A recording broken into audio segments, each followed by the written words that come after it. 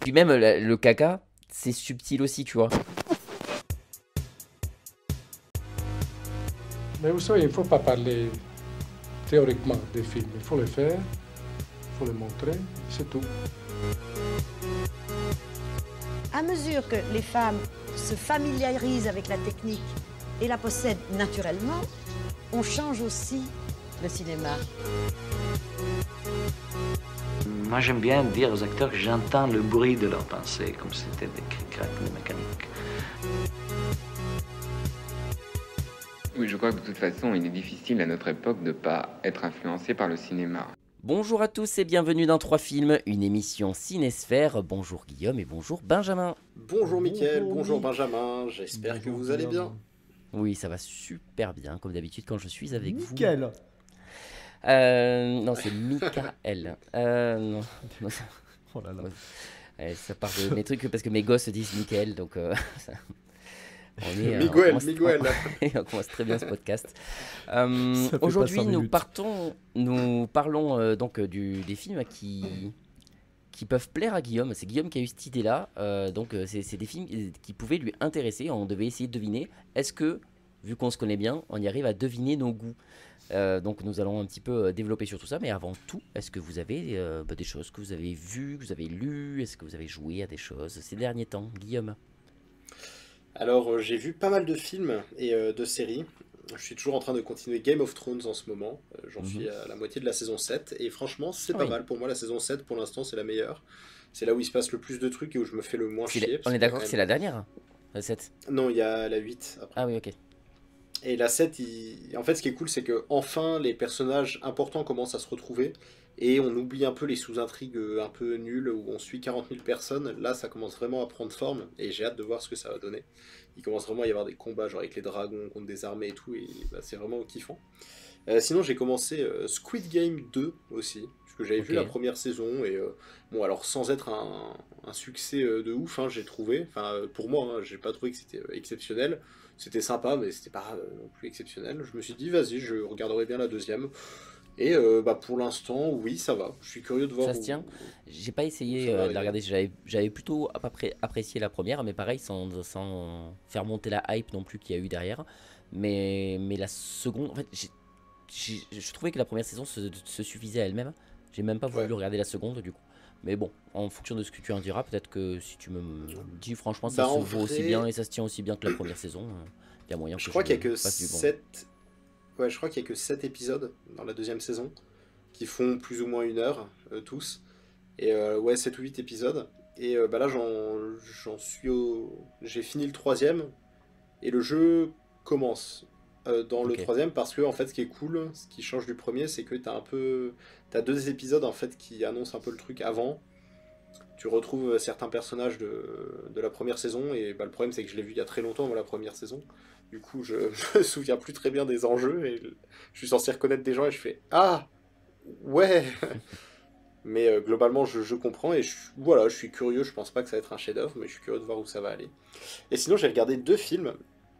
Hier j'ai regardé La Route d'Eldorado. Est-ce que c'est ce film dont vous parliez avec Cassandre pour Oui. Pirates des Caraïbes Oui, Mickaël? oui, c'est ça. Très bien. Alors on en parle, je on l'ai- en parle vite fait, non, mais après non, pardon. C'est le même. On parlait de Sinbad. On parlait de Sinbad, mais c'est les mêmes créateurs et tout, c'est DreamWorks. Ah voilà. ok. Mais Parce que j'ai pas compris, moi, le rapport avec Pirates non, des non, non, Caraïbes dans ce c'est film. de Sinbad qu'on parlait. Ok. Mais on Ok, l'évoque. Je sais d'accord. qu'à un moment on l'évoque celui-ci aussi. Oui, sûrement, bah, la Fontaine de Jouvence, Eldorado, tout ça, à mon avis, c'est pour ça. Oui, Mais voilà, ça me dit un truc aussi. bah, je me suis bien fait chier hein, devant ce Oh. film. J'ai vraiment... Vraiment, et c'est pas parce que, oui, aujourd'hui je suis vieux et puis j'apprécie plus les dessins animés comme quand j'étais enfant et tout. Non, honnêtement, enfin, je peux découvrir des dessins animés encore aujourd'hui et je me dis, putain, mais c'est vraiment trop bien. Mais alors lui, vraiment, j'ai vraiment les enjeux, je m'en foutais, c'est long, c'est lent et en fait je suis ultra déçu parce que bah, au final ils arrivent assez vite dans l'Eldorado et puis ils se font juste passer pour des dieux et tout le film c'est ça. Je m'attendais à ce que ce soit un film d'aventure où il y a un mode Indiana Jones, tu sais, où ils affrontent, ils doivent trouver des énigmes, des solutions à des énigmes, des trucs comme ça et qu'ils arrivent enfin dans l'Eldorado, le truc incroyable, l'or qui recouvre les murs, la fontaine de jouvence, des trucs comme ça, et en fait non, c'est des trucs un peu random, et bref, enfin, je me suis vraiment un peu emmerdé. Donc je crois que j'ai mis 3 au film. Ouais, franchement, bah ouais, et puis surtout, je me suis attaché à aucun perso, quoi. Il n'y a aucun personnage vraiment touchant ou quoi. Et j'ai regardé Passengers, aussi de 2016, avec Chris Pratt et Jennifer Lawrence. Et bah j'avais jamais eu trop envie de le voir, parce qu'il m'intéressait pas de fou, et je sais pas, je me disais que ça allait pas être très intéressant. Et au final, je l'ai trouvé vraiment cool. J'ai trouvé que c'était vraiment un bon film, le scénario est très original. Et Chris Pratt, bah, c'est ça le problème, hein, c'est que bah, pour moi, il a un peu subi les rôles qu'il a toujours joués. Je m'attendais vraiment à ce que ce soit le clown, le héros au grand cœur, mais qui joue le clown un peu bêta, parfois des trucs comme ça. Et en fait, non, je trouve qu'il arrive à être assez touchant. Et alors même, bon bah voilà, ça reste un film américain sans grande, comment on dit, quand tu prends des risques, quoi. Sans grande prise de risque, en fait, tout simplement. Ambition. J'ai trouvé que ouais, c'est ça, et puis, enfin voilà, il n'y a pas de grande recherche, si tu veux, pour révolutionner le cinéma, quoi. C'est le film vraiment classique, c'était la valeur sûre, ils ont fait le truc, ils ont fait, oh, il y a Jennifer Lawrence et Chris Pratt, ça va marcher. Il y a Hunger Games et Jurassic World, là, c'est bon, ça va marcher. Et au final, bah franchement, oui. Oui, ça marche, et il y a vraiment une bonne vibe, je trouve, dans ce film. Et c'est pour ça, je crois que j'ai mis 8 sur 10. Ah ouais. J'ai vraiment passé un bon moment, je m'y attendais pas du tout. Et ouais, c'était sympa. Peut-être que 8 c'est un peu trop, j'irais peut-être un 15, tu vois, genre un 7,5. Mais voilà, quand je suis agréablement surpris, j'ai tendance à noter un peu plus haut, donc voilà, c'est cool. Parce que ça n'arrive pas souvent, malheureusement.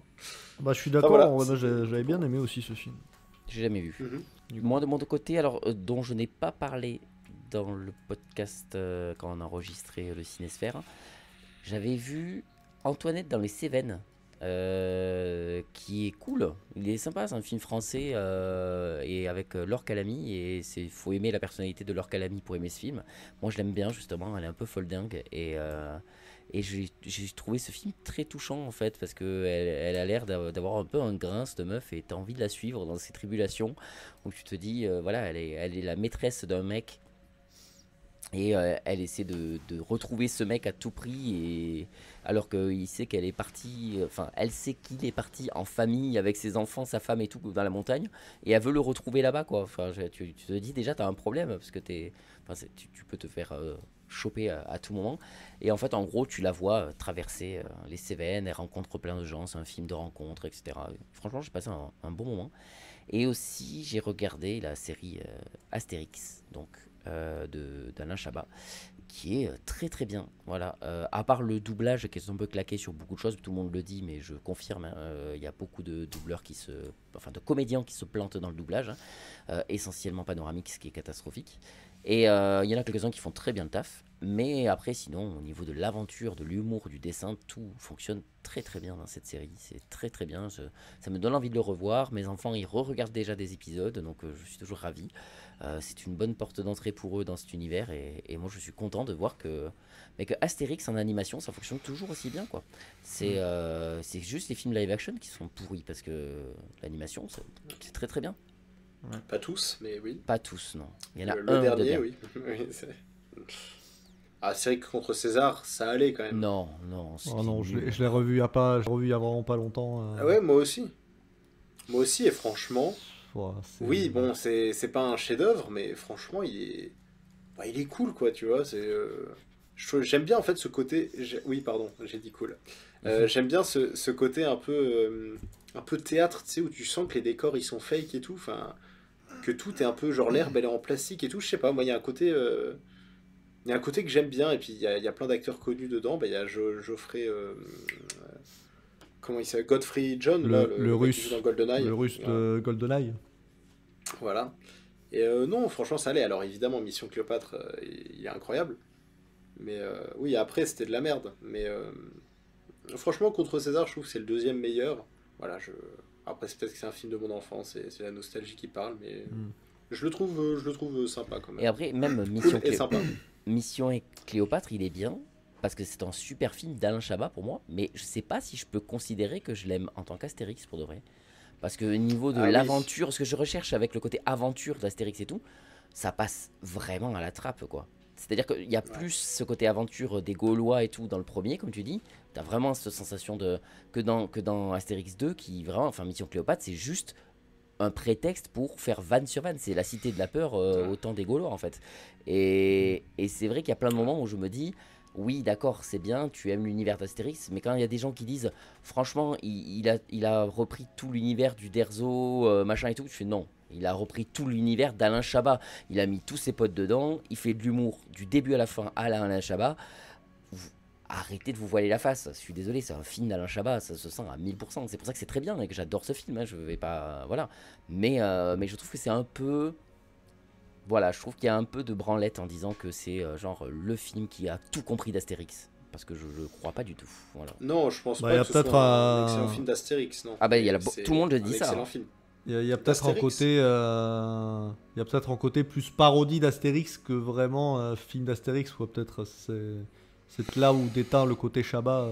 Dans les films, quoi. C'est ça que j'ai aimé avec la série justement. C'est qu'il y a plein de moments où il laisse quand même de côté l'humour pour faire plein d'aventures, d'histoires, avancer dans l'histoire, c'est super intéressant quoi. Parce que vous l'avez vu ou pas, Antoine et Cléopâtre, n'importe quoi, Mission Cléopâtre, le dessin animé. Oui, Astérix et Cléopâtre. Ça date, hein. Et Oui, c'était pas fou, hein. Ah, Enfin, alors, ça a mal oui, vieilli. oui, bon, c'est pas que c'est pas fou. Je l'aimais Ouais, quand c'est j'étais ça. petit, mais ça a mal vieilli. C'était pas mon préféré déjà petit. mais- C'est le lion de Cléopâtre, c'est le roi des animaux. Non, c'est Du si vieux, courage ça. comme 4 Comme le mais 4 de l'esprit. de l'esprit. Alors Ah, ça, zéro. Je l'ai non, le je l'ai meilleur vu dessin quand animé, j'étais c'est- petit, je l'ai pas revu depuis, c'est pour ça que c'est... Ouais, il a j'ai un pas peu- beaucoup de souvenirs, mais- Il a un peu vieilli, je pense. Par contre, les 12 travaux d'Astérix, incroyable. Hein, toujours Ouais. un banger, celui-là, il est fou. Et alors que c'était une histoire originale. Il n'y avait pas de, Ouais. il y avait pas de bouquin sur celui-là. Ils se sont dit on va essayer de faire une histoire originale d'Astérix. Ils ont tout pété. Très Ah, fort. il était génial. Mais même c'est- le coup du menhir, j'adorais l'ambiance hyper bizarre de ce film. Elle était étrange. C'était un truc de fou. En plus, ils ont pris. C'est ce qui se passe dans le combat des chefs. Mais ils en ont fait tout Mhm. un film en fait. Enfin, ils ont. Dans le combat des chefs, il y a. Comment il s'appelle Abra Coursix. Oui, non, mais Panoramix, pardon. Panoramix qui se fait écraser par un menhir et qui devient fou et il sait plus faire de potions magiques. Ouais. Et ben dans le coup du menhir, ils ont pris que ça. Ils ont pas pris le combat des chefs. Ils ont pris que cette version et ils en ont fait tout un truc avec les Romains qui viennent les attaquer et tout. Ah, ok. Voilà. Et mais du coup l'ambiance elle est bizarre, la musique elle est ultra étrange. On dirait une musique de Bruno Coulet. T'es mais mal à l'aise. J'ai des frissons presque tellement c'est bizarre. Et du coup c'est trop bien. J'adore ce film. Et sinon mon préféré c'est Astérix chez les Bretons. Il me fait mourir de rire. J'adore ce film. Enfin Je crois que je l'ai pas vu celui-là. le dessin animé. Hein. Mais Ah, j'ai vu les Normands, j'ai les Indiens. hmm. Mais je crois que je l'ai pas vu chez les Bretons. Bon, bah, je l'aime bien. Ah, attends, c'est pas celui des années 80 là avec le générique. Astérix est là. Là, ça, C'est ça. cogné, Ah, ça vient de ça, là. cogné la bagarre. Ah oui, attends, qui est-ce qui le chantait en plus celui-là? Il était connu le chanteur, mais Oui, je c'est les bien confonds possible, tous oui. ces chanteurs français. Bon, bah, merci pour cette rétrospective Astérix. C'était un très bon podcast. Ah oui, voilà. En vrai, Toi, ça donne Benjamin, presque t'as- envie de faire quelque chose avec ces dessins animés. Hein. Ouais, j'avais oublié parce que j'ai vu je croyais ne pas avoir vu de film à part ceux du podcast. Et en fait, si, j'ai vu lundi soir un film chez un ami. Et je t'en ai même pas. J'ai oublié de t'en parler, Mick. Parce que Ouais, mais je m'en suis douté. non, mais j'ai oublié, parce qu'il faut savoir, messieurs dames, les auditeurs et auditrices, que dès que je vois un film, on débriefe avec Michael. Et celui-là était tellement oubliable que j'ai oublié, tout simplement. Et là, même, je l'ai vu lundi et je l'ai déjà oublié, donc c'est pour ça que ça vient de me repopper dans ma tête. C'est La Journée de la Jupe, voilà, un film français de 2010. Oh, avec Isabelle Adjani, ouais. Ah ouais. Tu l'as vu? Ah bah oui, je l'ai vu, et c'est avec T'as aimé? oui, Kevin Azaïs, là où je sais pas trop quoi, et Bruno Podalides. Danny Podalides. Danny, Danny, ouais, je crois. oui, bon, Donny, bref, l'acteur. Mais Je l'avais ouais, mais pas j'ai- particulièrement aimé, mais je trouvais qu'il y avait Ouais, une. ouais. J'aimais bien le côté la meuf qui pète un câble, qui prend ses otages en élève. Qui Bah, prend c'est ses ça, otages en en vrai, élève. c'est vraiment. Qui prend- C'est dommage parce que il y a ce côté où je suis d'accord avec toi. Quand ça a commencé, je me suis dit, le pitch de base est ouf, quoi. Et puis c'est une catastrophe parce que, notamment à cause du jeu d'acteurs, c'est pas forcément les acteurs, parce qu'il y a plein d'acteurs qu'on a déjà vus dans d'autres films et on sait qu'ils jouent très bien. Mais là, c'est la direction d'acteurs et le jeu d'acteurs et les dialogues qui sont mais atroces, quoi. Enfin, il y a vraiment Jean-Baptiste Isabelle Adjani. Poquelin. Ouais, mais du coup, il y a plein de moments comme ça où tu dis, mais c'est faux, c'est ignoble à voir, c'est ignoble à entendre. De toute façon, Isabelle Adjani, c'est pas la Bah, crème. je sais pas, pour le coup, là, hein. j'ai pas de comparaison par rapport à elle parce que j'en ai pas vu beaucoup. Mais c'est vrai que, ouais, il y a des trucs, il y a des moments, c'est vraiment gênant, quoi. Enfin, on est là et tu regardes ça et tu dis, mais c'est nul, quoi. Et c'est dommage, hein, parce que voilà, il fait 1h30, ça pourrait être un petit film comme ça, pas très long, qui pourrait faire le taf et tout, avec un petit thriller français. Ça peut être, voilà, il y en a des très cool. Mais là, non, c'est pas le cas, quoi. Et du coup, tu dis dommage parce qu'il y a le côté, ouais, le côté prof qui pète les plombs et qui retient ses élèves en otage et tout. Tu dis, il y a un truc à faire avec ça, tu vois, genre huis clos et tout. Mais c'est raté, notamment à cause de ces deux gros trucs. Et puis même au niveau des rebondissements, du scénario et tout, il y a plein de choses qui vont pas. Mais c'est vrai, surtout puis je me souviens que acteurs, quoi. les jeunes, ils jouaient pas très bien avec le mec. Ah, je m'en bats les couilles de Ouais. Molière, moi je veux être Ouais, footballeur. c'est ça. C'est C'est vrai. vrai, on est encore dans le cliché des années 2000. Enfin, voilà, par rapport à les jeunes de banlieue et tout, bon, ça a pris, même ce côté-là a un peu vieilli. Mais oui, après, c'est pas les acteurs et ça se voit et c'est dommage, quoi. Donc voilà. Sinon, pour une note positive, parce que vous avez parlé de série, donc moi aussi, je me refais une série en ce moment. J'ai repris les premiers épisodes de Rick et Morty. Et je fais pratiquement jamais ça, de revoir des séries. Mais là, il y a la dernière qui est sortie, je sais plus, c'est la 7, je crois.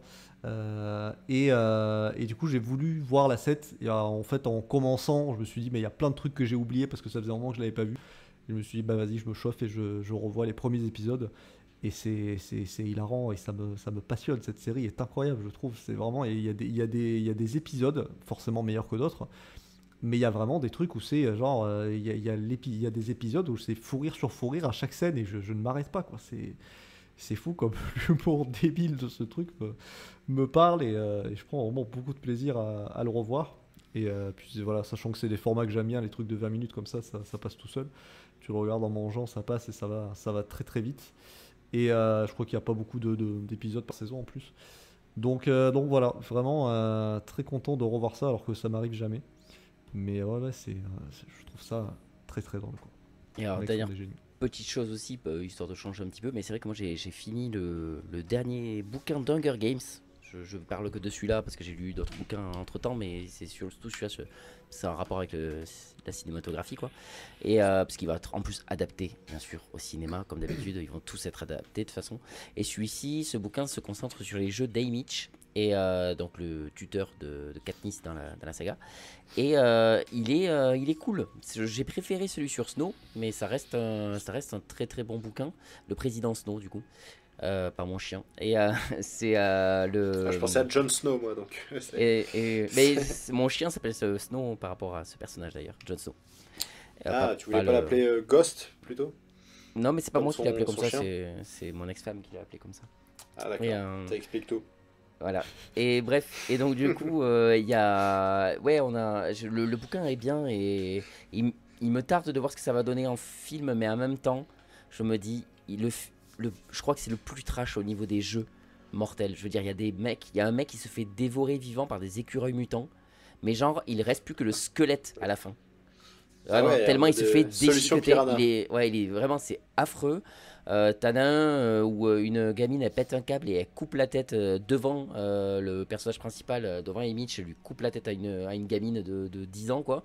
Tu fais, mais waouh, enfin, il y a des moments vraiment trash dans le bouquin et tu te dis, mais bien sûr, ils ne montreront jamais ça dans les films. De toute façon, de base, les livres ont toujours été plus trash que les films, mais là, c'est quand même assez flagrant à quel point elle se donne un malin plaisir Mais c'est vrai que à tuer ses personnages, quoi. Quand tu y penses, tu te dis le principe d'Hunger Games. Bon, après, ça a déjà été fait en film d'horreur parce que c'est Battle Royale, c'est à peu près le même principe. Mais ça pourrait être carrément un truc si tu pars du principe que tu fais un parti pris gore, tu pourrais faire des trucs atroces. Enfin, du coup, moi, j'ai pas lu les livres. Mais les livres sont bien plus atroces. C'est pas non plus Battle Royale. Mais parce que Battle Royale, je trouve qu'il y a un côté amusant dans les meurtres que dans Hunger Games, c'est jamais amusant, c'est que politique tout ça, donc c'est ça qui est intéressant. Mais là, c'est vrai qu'il y a des moments, tu te dis, mais c'est vraiment des morts affreuse, quoi. Et pour des personnages auxquels tu t'attaches énormément en plus. Parce que ce sont des gamins vraiment tout gentils, tout Ouais, mignons. qui ont et 10 ans, ouais. C'est ça. Ça, je me souviens que c'était un film, quand je l'avais vu, là, le premier, il est sorti en 2012, je crois, un truc comme ça. Et je me souviens qu'à l'époque, quand je l'avais vu, le premier, j'avais été... je me sentais mal, tu vois, je me suis dit, oh, c'est horrible, tu sais, la petite fille, là, Roux, Star... Ah oui, non. non. Oui, non, c'est ça. Je crois que c'est la même actrice que dans Terminator Salvation, en fait. Salvation, yeah. Terminator Renaissance. Et elle s'appelle Star dedans, je crois. Mais peut-être que je dis une dinguerie, je sais pas. Enfin bref. Et oui, enfin, tu sais, tu vois tous les personnages mourir comme ça, et tu te dis, oh putain, c'est horrible. Genre, rien que le début, hein, quand ils courent tous pour choper leur équipement, et que t'en as plein qui se font égorger, Au buter. bain de sang, ouais. Ah. Ouais, c'est vrai que ça fait assez froid dans le dos. Mais enfin voilà, tout ça pour dire que ça reste un bon roman, ça reste une saga que j'aime énormément, enfin énormément. Oui, je peux dire énormément, c'est vraiment une saga que j'aime vraiment beaucoup. Je pense que dans les sagas teen comme ça, je crois que c'est vraiment celle que je mets en second plan après Harry Potter. Donc clairement, et en troisième, ça sera sûrement... Je voulais faire une blague et je l'ai pas. C'est avec les vampires et tout qui brillent au soleil. Twilight. Avec les vampires qui brillent au soleil. Vous n'avez pas besoin d'en dire plus, mec, c'est bon. On va passer maintenant dans le vif du sujet au bout de 30 minutes d'introduction. Donc nous avons oui, donc cette fois-ci c'est le thème de Guillaume, donc les films qui auraient pu lui plaire. Donc à chaque fois on va essayer de se demander, on va dire et expliquer pourquoi on pensait que ça aurait pu lui plaire avant de savoir si ça aurait pu lui plaire. Donc Guillaume, toi-même tu vas pour ton film dire pourquoi tu as choisi celui-là et pourquoi tu pensais que ça aurait pu te plaire.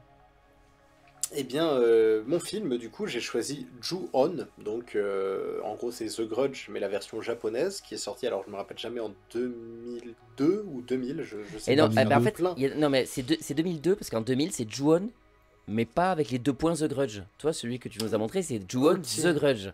Et il y a un Ju-On qui est sorti avant, il y a Ju-On et Ju-On 2 qui sont sortis avant Ju-On The Grudge. Enfin, c'est... Oui, parce que je dois faire un insight, du coup. En fait, le problème, c'est que ce film a un scénario assez particulier, c'est-à-dire ce sont des chapitres qui suivent à chaque fois un personnage différent. Et le problème, c'est que tout c'est pas forcément dans l'ordre. Ouais. Voilà, et c'est pas dans l'ordre, donc on s'y perd clairement et c'est compliqué de tout rassembler. Donc c'est normalement à la fin, on est censé reconstituer toutes les pièces du puzzle. J'y suis pas vraiment arrivé, hein. J'ai un peu été perdu et du coup, on en a parlé avant le podcast. On se disait, putain, mais on saurait pas trop décrire le film. Et du coup, avant de commencer le podcast, j'ai regardé sur Wikipédia le résumé du film. Sauf que j'ai pas pris le bon, j'ai pris le Ju-On, mais de 2000. Et toi aussi, tu comprenais rien, parce que j'ai fait pareil. Et je me disais, rien compris. Je me disais, mais je me rappelle pas de ça, et je me rappelle pas de ça.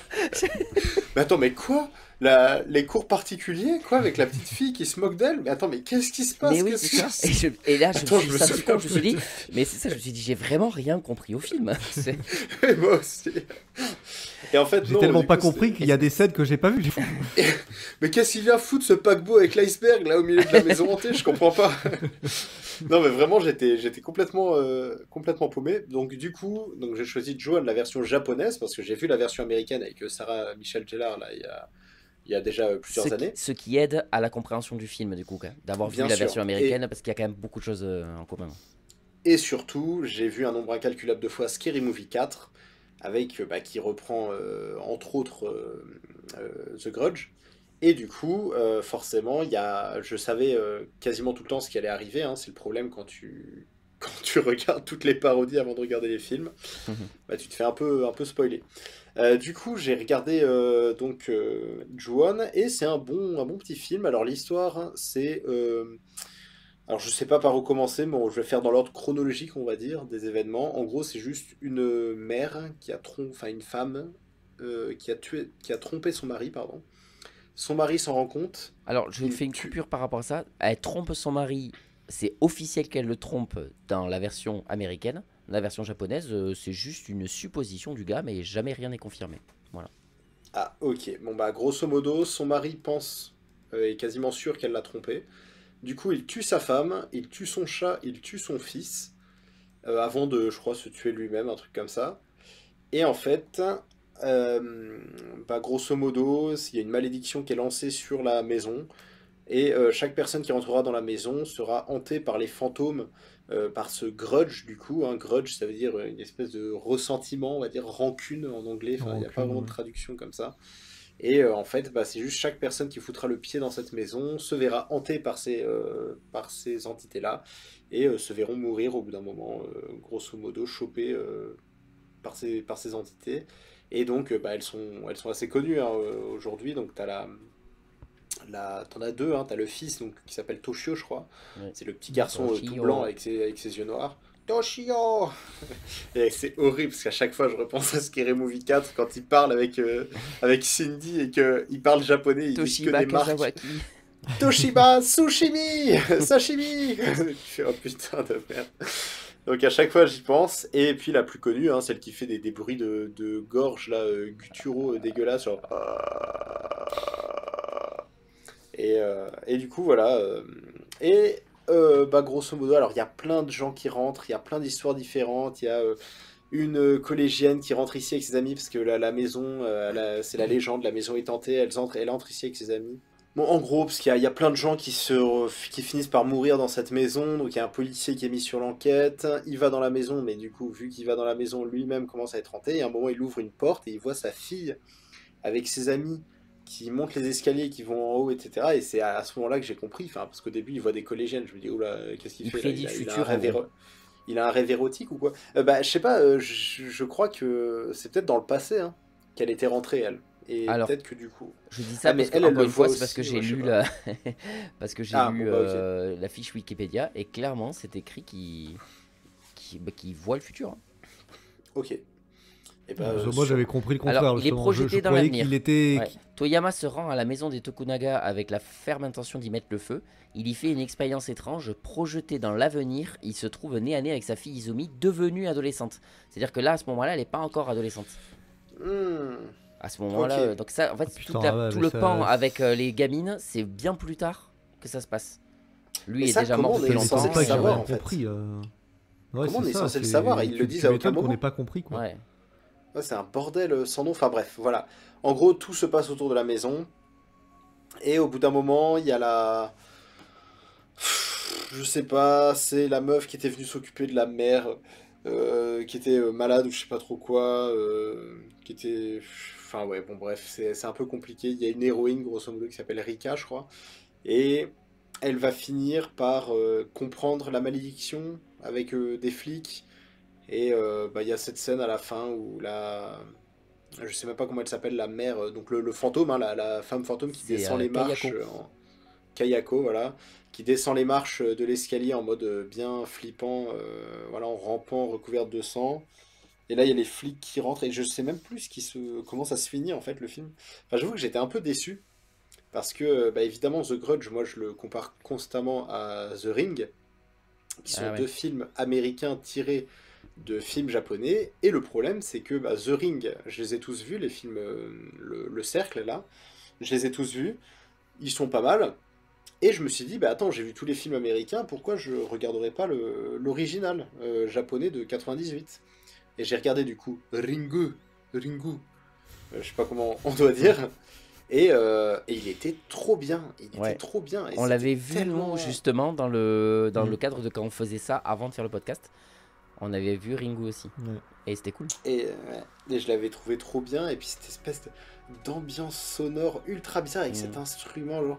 Je sais pas, c'est super bizarre. Et c'est beaucoup plus angoissant, je trouve, que dans le premier. Et puis la scène de fin qui est horrible, où bah, elle sort en fin de la télé, c'est vrai que c'est archi flippant. Et c'est un truc que j'avais beaucoup reproché au premier film The Ring, c'est qu'à la fin, en fait, c'est une projection holographique, limite, qui sort de la télé. Mm. Et elle se tépait un peu dans la pièce, et ça, j'avais trouvé ça nul. C'est beaucoup mieux d'avoir l'entité en chair et en os, enfin, J'ai jamais vu en la chair version pourrie et américaine. en os. C'est Gore Verbinski, hein, je pense que t'aimerais bien. Ok.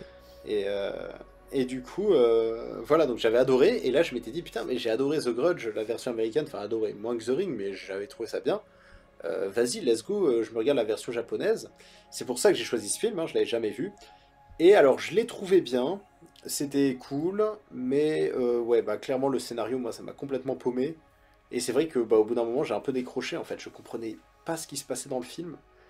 Et ça m'a un peu saoulé en fait. Et même je trouve qu'il est un peu lent, il se passe pas énormément de choses. Donc je suis un peu déçu par Alors, le film. pour ce qui est de The Grudge, enfin Ju-On The Grudge, c'est vrai que c'est un truc que je me suis dit pendant tout le long. Heureusement que j'ai vu The Grudge parce que je comprends tout ce qui se passe. Parce que Ouais. il y a des moments, c'est plan par plan exactement le même film. Après, c'est le même réalisateur qui a réalisé la version japonaise et la version américaine. Et Ah, ok. c'est pour ça que c'est quasiment à l'identique à plein de moments. Ah bah oui, la Et, maison c'est la même. et même certains comédiens. Il y a le gamin, c'est le même comédien. Kayako, je crois que c'est la même aussi, l'actrice. Je suis pas sûr, mais je crois. Et il y a un autre comédien, le père, je crois. Le père qui bute toute sa famille, je crois que c'est le même comédien aussi. Et, Ok. j'avais entendu, c'était Durandal qui disait ça, et j'avais bien aimé sa façon de voir les choses, parce qu'il parle de lui, il parle de plein de scènes dans le cinéma qui l'ont marqué.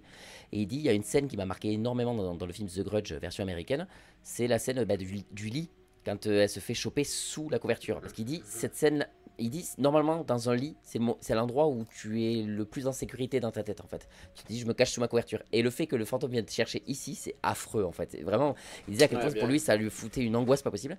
Et il dit, pour moi, la version américaine est mieux que la version japonaise, pour une raison, c'est que déjà, le fait que ce soit des Américains au Japon, ils sont pas mal paumés dans le fait de ne pas être dans leur élément, en fait.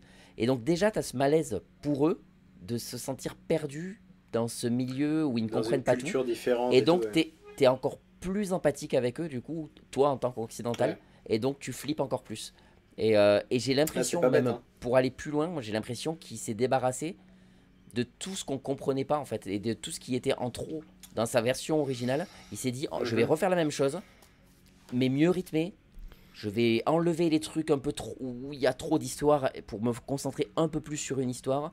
J'ai l'impression qu'il a mieux fait en fait, tout simplement qu'il a juste amélioré son film en faisant ce remake. Oui, Ouais. c'est ça, parce que C'est est-ce rare que qu'il y je a dise que le... le remake soit meilleur en plus, ça, mais là, Est-ce qu'il y a tout le système de chapitres dans le remake américain? Je l'ai vu, mais il y a c'est pas longtemps. pareil, mais oui. Enfin, Non, je il y a crois pas. plusieurs. Je C'est crois pas, pas, non. c'est pas des systèmes. Non, il y a pas de système de chapitres, mais t'as tous les personnages. Ils sont. Sauf que c'est mieux raconté et mieux, ça va mieux Ouais. entre les deux et tout. C'est-à-dire que le début c'est exactement la même chose. La nana qui arrive s'occuper de la grand-mère et qu'après il y a le fantôme qui arrive et hop ça passe sur autre chose. Et Sarah Michelle Gellar pendant au moins 15-20 minutes tu la vois plus parce que tu as tous les trucs de quand le couple est arrivé avec la grand-mère et tout. C'est vraiment foutu et raconté de la même manière en remontant un Ouais. petit peu en arrière, etc.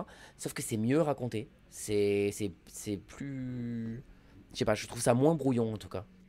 Ouais. Mais ouais, c'est ça le truc, Ou c'est alors- que Ou alors c'est le fait que ce soit des occidentaux. Et c'est bête, hein, mais on reconnaît plus leur tête. Et c'est horrible à dire parce que je sais que ça fait raciste, mais pour de vrai, je le pense un petit peu. Le fait que nous-mêmes, nous soyons occidentaux, on a ce cliché entre guillemets de ils se ressemblent tous, mais c'est normal d'avoir. Bien sûr que tout le monde ne se ressemble pas, ça veut rien dire. Mais on a cette sensation de les confondre un petit peu tous les asiatiques, tout comme eux Ouais, nous non, confondent ouais. tous les occidentaux.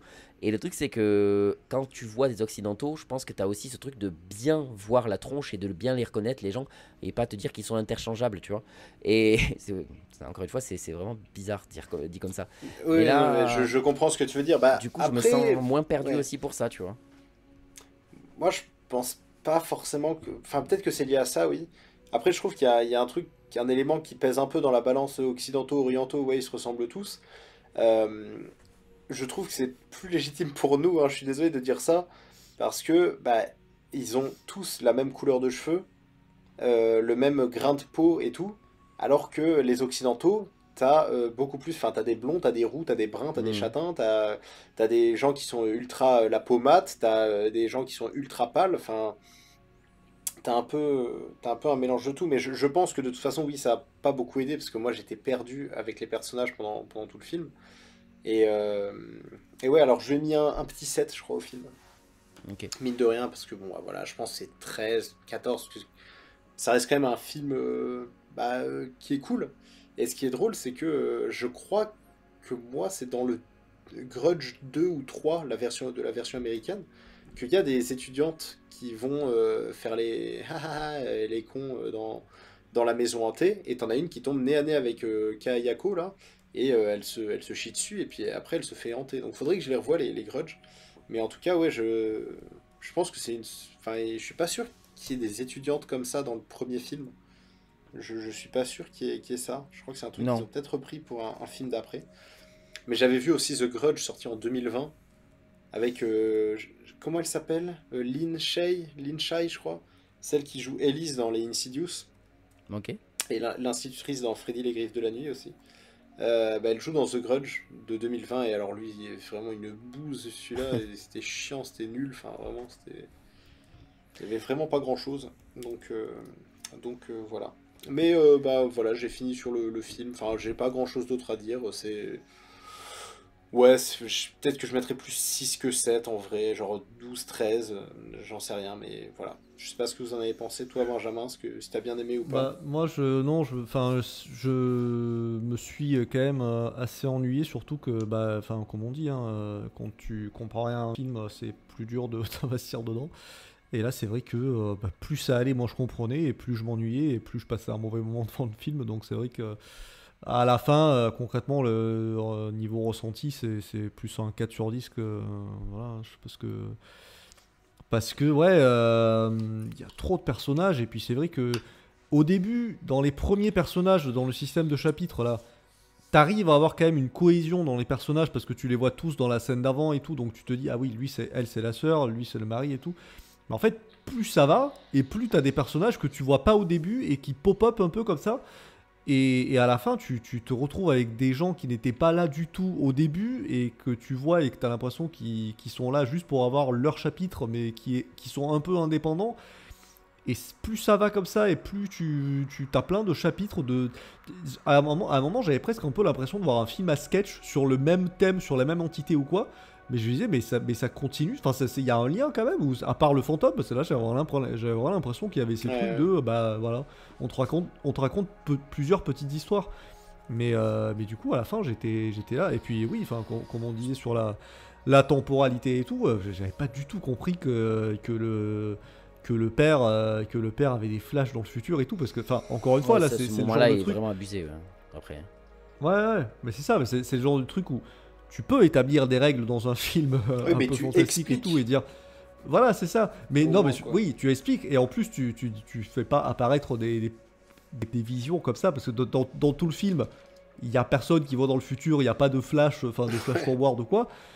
Et là, lui, il ouvre une fenêtre et ou une porte, je sais pas quoi. Et il voit dans le futur et tu sais pas pourquoi et t'es censé comprendre que c'est normal et tu fais mais non du coup. Alors que justement dans le film The Grudge version américaine, ils ont amélioré ce truc-là, je trouve, dans le sens où ils ont rajouté le personnage du professeur dont Kayako est amoureuse réellement dans le film et qui est joué par Bill Pullman et qui est incroyable parce que même dans la parodie, c'est lui-même qui se joue dans le Scary Movie et ça j'ai trouvé ça génial. Dans The Village, c'est Bill Pullman. Et il joue son propre, même dans le côté The Grudge et tout, et il joue son, enfin je trouve ça génial qu'il joue son propre rôle presque dans la parodie autant que dans la version originale. Je trouve que c'est du génie. Bon bref, ça c'est la petite parenthèse. Mais et il joue et ce personnage ils l'ont rajouté et il y a un moment il se promène dans la maison et il a des flashbacks lui. Pas des flash forward, c'est-à-dire qu'il comprend, il voit toutes les images, il voit tout ce qui s'est passé, le meurtre, etc. Et donc c'est plus logique, je trouve. Moi c'est ce que j'avais compris. C'est ce que j'avais compris parce que comme tu dis, je trouve plus logique que à la limite tu te dises bon la maison est hantée, à un moment il pète un plomb et il a des souvenirs, tu vois, et du coup il voit le passé. Et du coup, j'étais vraiment resté là-dessus. Moi, je me suis dit, bon, je sais pas trop pourquoi, mais le film est fantastique. Du coup, pourquoi pas, ouais. Il y a le genre les souvenirs de la maison, ouais, tu vois, où il voit la fille et tout. Mais à aucun moment, je me suis dit que c'était le futur, quoi. J'ai l'impression que ça sort de nulle part. Donc, c'est vrai que. Alors, au début, je me disais, je l'ai vu en VO sous-titré anglais. Je suis pas encore bilingue, donc c'est vrai qu'il y a encore des petits trucs qui passent à la trappe sur certains films que je regarde comme ça. Mais là, je pense que même vous qui avez compris les sous-titres, bah, vous n'avez pas compris le film, donc ça me rassure. Ah ouais, donc, clairement pas. Ouais. Donc ouais, non, je pense que c'est juste le film qui est mal foutu à ce niveau-là, et du coup, ça m'a pas emballé parce que j'étais pas dedans, parce que je comprenais pas. Donc il y a ça, et il y a aussi le fait que, je sais pas si on peut dire qu'il a vieilli, mais un peu quand même, je pense, le côté. J'ai presque envie de dire que les fantômes, en fait, on les voit trop. Parce que c'est vrai que ce côté un peu kitsch des fantômes qui ont littéralement de la peinture blanche sur eux, et tu vois que c'est de la peinture blanche. Et c'est tout ce qu'ils ont qui sont censés faire peur. C'est juste qu'ils sont peints en blanc. Et du coup, donc, au niveau de la mise en scène, il y a des moments où ça marche. Mais c'est vrai qu'au bout d'un moment, je me suis dit, tu les vois trop. Et à la fin, je les voyais, ça marchait plus du tout, quoi. Visuellement. Par contre, c'est vrai qu'au niveau du son, c'est là où les fantômes en eux-mêmes, de les voir, ne me faisaient plus rien du tout à la fin du film. Les sons, jusqu'à la dernière scène, ils me font flipper. C'est quand même pas mal géré à ce niveau-là. Enfin, le choix des sons, c'est ouf, quoi. L'évier qui se débouche, tu sais, genre. Ouais, c'est ça, c'est. Tu sais, quand t'as fini de prendre ton bain sonore, et tu vides la baignoire, et quand les dernières gouttes rentrent, ça fait ce bruit-là, tu vois. Et vraiment, non. Moi, autant dans la version japonaise que dans la version américaine, ma scène préférée reste vraiment la scène de la sœur qui rentre chez elle avec l'ascenseur. Et qu'à chaque fois, tu vois Toshio, oui, ça, c'est à chaque étage. Ouais. Parce que dans la fenêtre, c'est ça que j'aime, c'est qu'il n'y a pas de screamer, il n'y a rien, c'est juste tu le vois, il est là. Et là, tu fais ah, et du coup, quand elle arrive chez elle, enfin, quand elle arrive à son étage, mais il est plus là. Et du coup, tu fais ok, il va me sauter dessus ou pas. Et non, il te saute jamais dessus. C'était juste pour te faire peur. Et ça marche du tonnerre, en fait. C'est un peu comme The Conjuring 2. Quand tu vois le gosse avancer, t'as un mec qui se balance dans le rocking chair, mais on te fait pas cas. En fait, il est là sur le côté. Tu vois juste le fantôme se balancer sur le rocking chair et tu vois le gosse monter. Tu fais mais ça bouge, il y a un mec. Enfin, c'est génial, tu vois, j'adore. T'as pas de screamer, il y a pas de truc pour dire ah attention, un gros je te fais peur. Non, c'est là en fond, t'en fais ce que tu veux. Et c'est génial, je trouve que ça marche encore mieux pour t'en hanter en fait. C'est ça, le fait de dire il est là mais il fait rien, ça marche quoi. La scène de l'hôpital avec le vieux aussi, là, dans son fauteuil roulant, qui fait coucou dans le vide, et t'as l'infirmière qui fait oh, qu'est-ce qu'il fait. Et je sais pas si vous avez vu dans le reflet de la porte, c'est très quand elle le fait rentrer, tu vois le petit garçon marcher à côté du vieux et qui lui fait coucou. Enfin, tu sais, c'est... Non mais ça, c'est aussi pour ça, c'est assez subtil et il y a des bonnes idées de mise en scène. Et je pense que c'est peut-être pour ça qu'effectivement, je savais pas que c'était le même réalisateur qui avait fait les deux. Mais la version américaine est plus réussie. Parce que j'ai l'impression c'était son galop d'essai un peu le premier film. Il s'est dit là je vais tâcher de faire plus simple et plus efficace en fait. C'est ça. Mais c'est vrai que le problème c'est que quand t'as vu toutes les parodies avant, bah, c'est très dur. C'est comme je vous avais parlé de Souviens-toi l'été dernier. Je l'ai découvert pour la première fois. Enfin je crois que je vous en avais parlé. Je l'ai vu il y a pas longtemps. Et quand je l'ai découvert, je savais tout ce qui allait se passer grâce à Scary Movie 1 quoi. Donc c'est... Enfin, c'est un truc de fou, quoi. Les parodies, quand tu les vois avant le film, c'est ça. Tu connais le film, en fait. Et donc, oui, Benjamin ? Mais j'avais... ouais, je sais pas... Alors, du coup, vous me mettez le doute, parce que vous me dites qu'il y a deux films, Ju-On. Donc, je sais pas si j'ai lu la bonne fiche aussi, Wikipédia. Mais j'ai vu qu'il y en a un des deux. Alors, moi, du coup, je suis parti du principe que c'était celui-là, qui a été fait encore quand le mec était étudiant en cinéma, quoi. Et c'est pour ça que... Ah oui. Et du coup, ça me fait penser à un truc, c'est que je trouve aussi visuellement, je trouve pas foufou, et notamment au niveau de la lumière. Il y a très souvent, je trouve qu'il y a des lumières très banales en fait, et du coup, il y a presque un côté où on dirait que c'est presque de la lumière ou d'une ampoule qui sort juste la lumière d'une maison normale, quoi. Et j'ai l'impression qu'il n'y a aucune recherche esthétique à ce niveau-là. Et il y avait un peu ce côté, des fois, où j'avais l'impression de voir un espèce de un peu téléfilm ou télénovelas, tu vois, ce truc un peu très lisse, quoi, où il n'y a pas forcément de recherche, on va dire, bah tiens, on va mettre une lumière un peu tamisée là, dans le coin ou quoi. Ouais, et du coup, il y avait vraiment... Moi. Ah, moi, ça m'a pas choqué, mais assez pour que je le voie et que je me dise, c'est souvent plein feu, en gros, et il n'y a rien d'autre, quoi. Mais ça, c'est plus quand c'est des lumières, quand c'est le soir ou quoi, après, en journée ou quoi, je trouve que ça passait mieux. Mais mais après voilà, c'est aussi pour ça que je précise le fait que ça me paraît cohérent s'il était étudiant en cinéma à cette époque-là, ou que c'est je sais pas si c'est son premier film du coup ou pas. Mais voilà, peut-être qu'après il a travaillé mieux son image ou quoi. Mais là je trouvais que voilà, c'était pas hyper recherché quoi. Donc non, comme je disais tout à l'heure, c'était pas son premier film, celui-là c'est même son 3e Ju-On. Donc il avait déjà fait Ju-On, Ju-On. Ah bah c'est peut-être je sais pas, non je dis ça mais je suis même pas sûr si c'est ça. Il a d'abord fait Ju-On, après il a fait Ju-On 2, après il a fait Ju-On The Grudge, Ju-On The Grudge 2, il a fait The Grudge, The Grudge 2, Et après, il a arrêté avec cette saga. Ah, mais avant celui qu'on a regardé là, il y en a 2. Il y en a 2. Ah ouais, Mhm. putain, ok. Et après, il a fait John Wick. Oh, Allez, joli. hop là. On a... Ouais, on sent où vont aller les reviews du prochain quiz. Et du coup, ta note, Benjamin? Ouais, j'ai dit 4 sur 10 parce que j'ai pas assez kiffé pour mettre la moyenne. Donc voilà. 4, peut-être 4,5. Peut-être 9 sur 10, sur 20, on va dire. Mais... Ouais. Moi, Alors, moi- ouais, je dirais 12, ouais, moi. Genre 6 peut-être en vrai.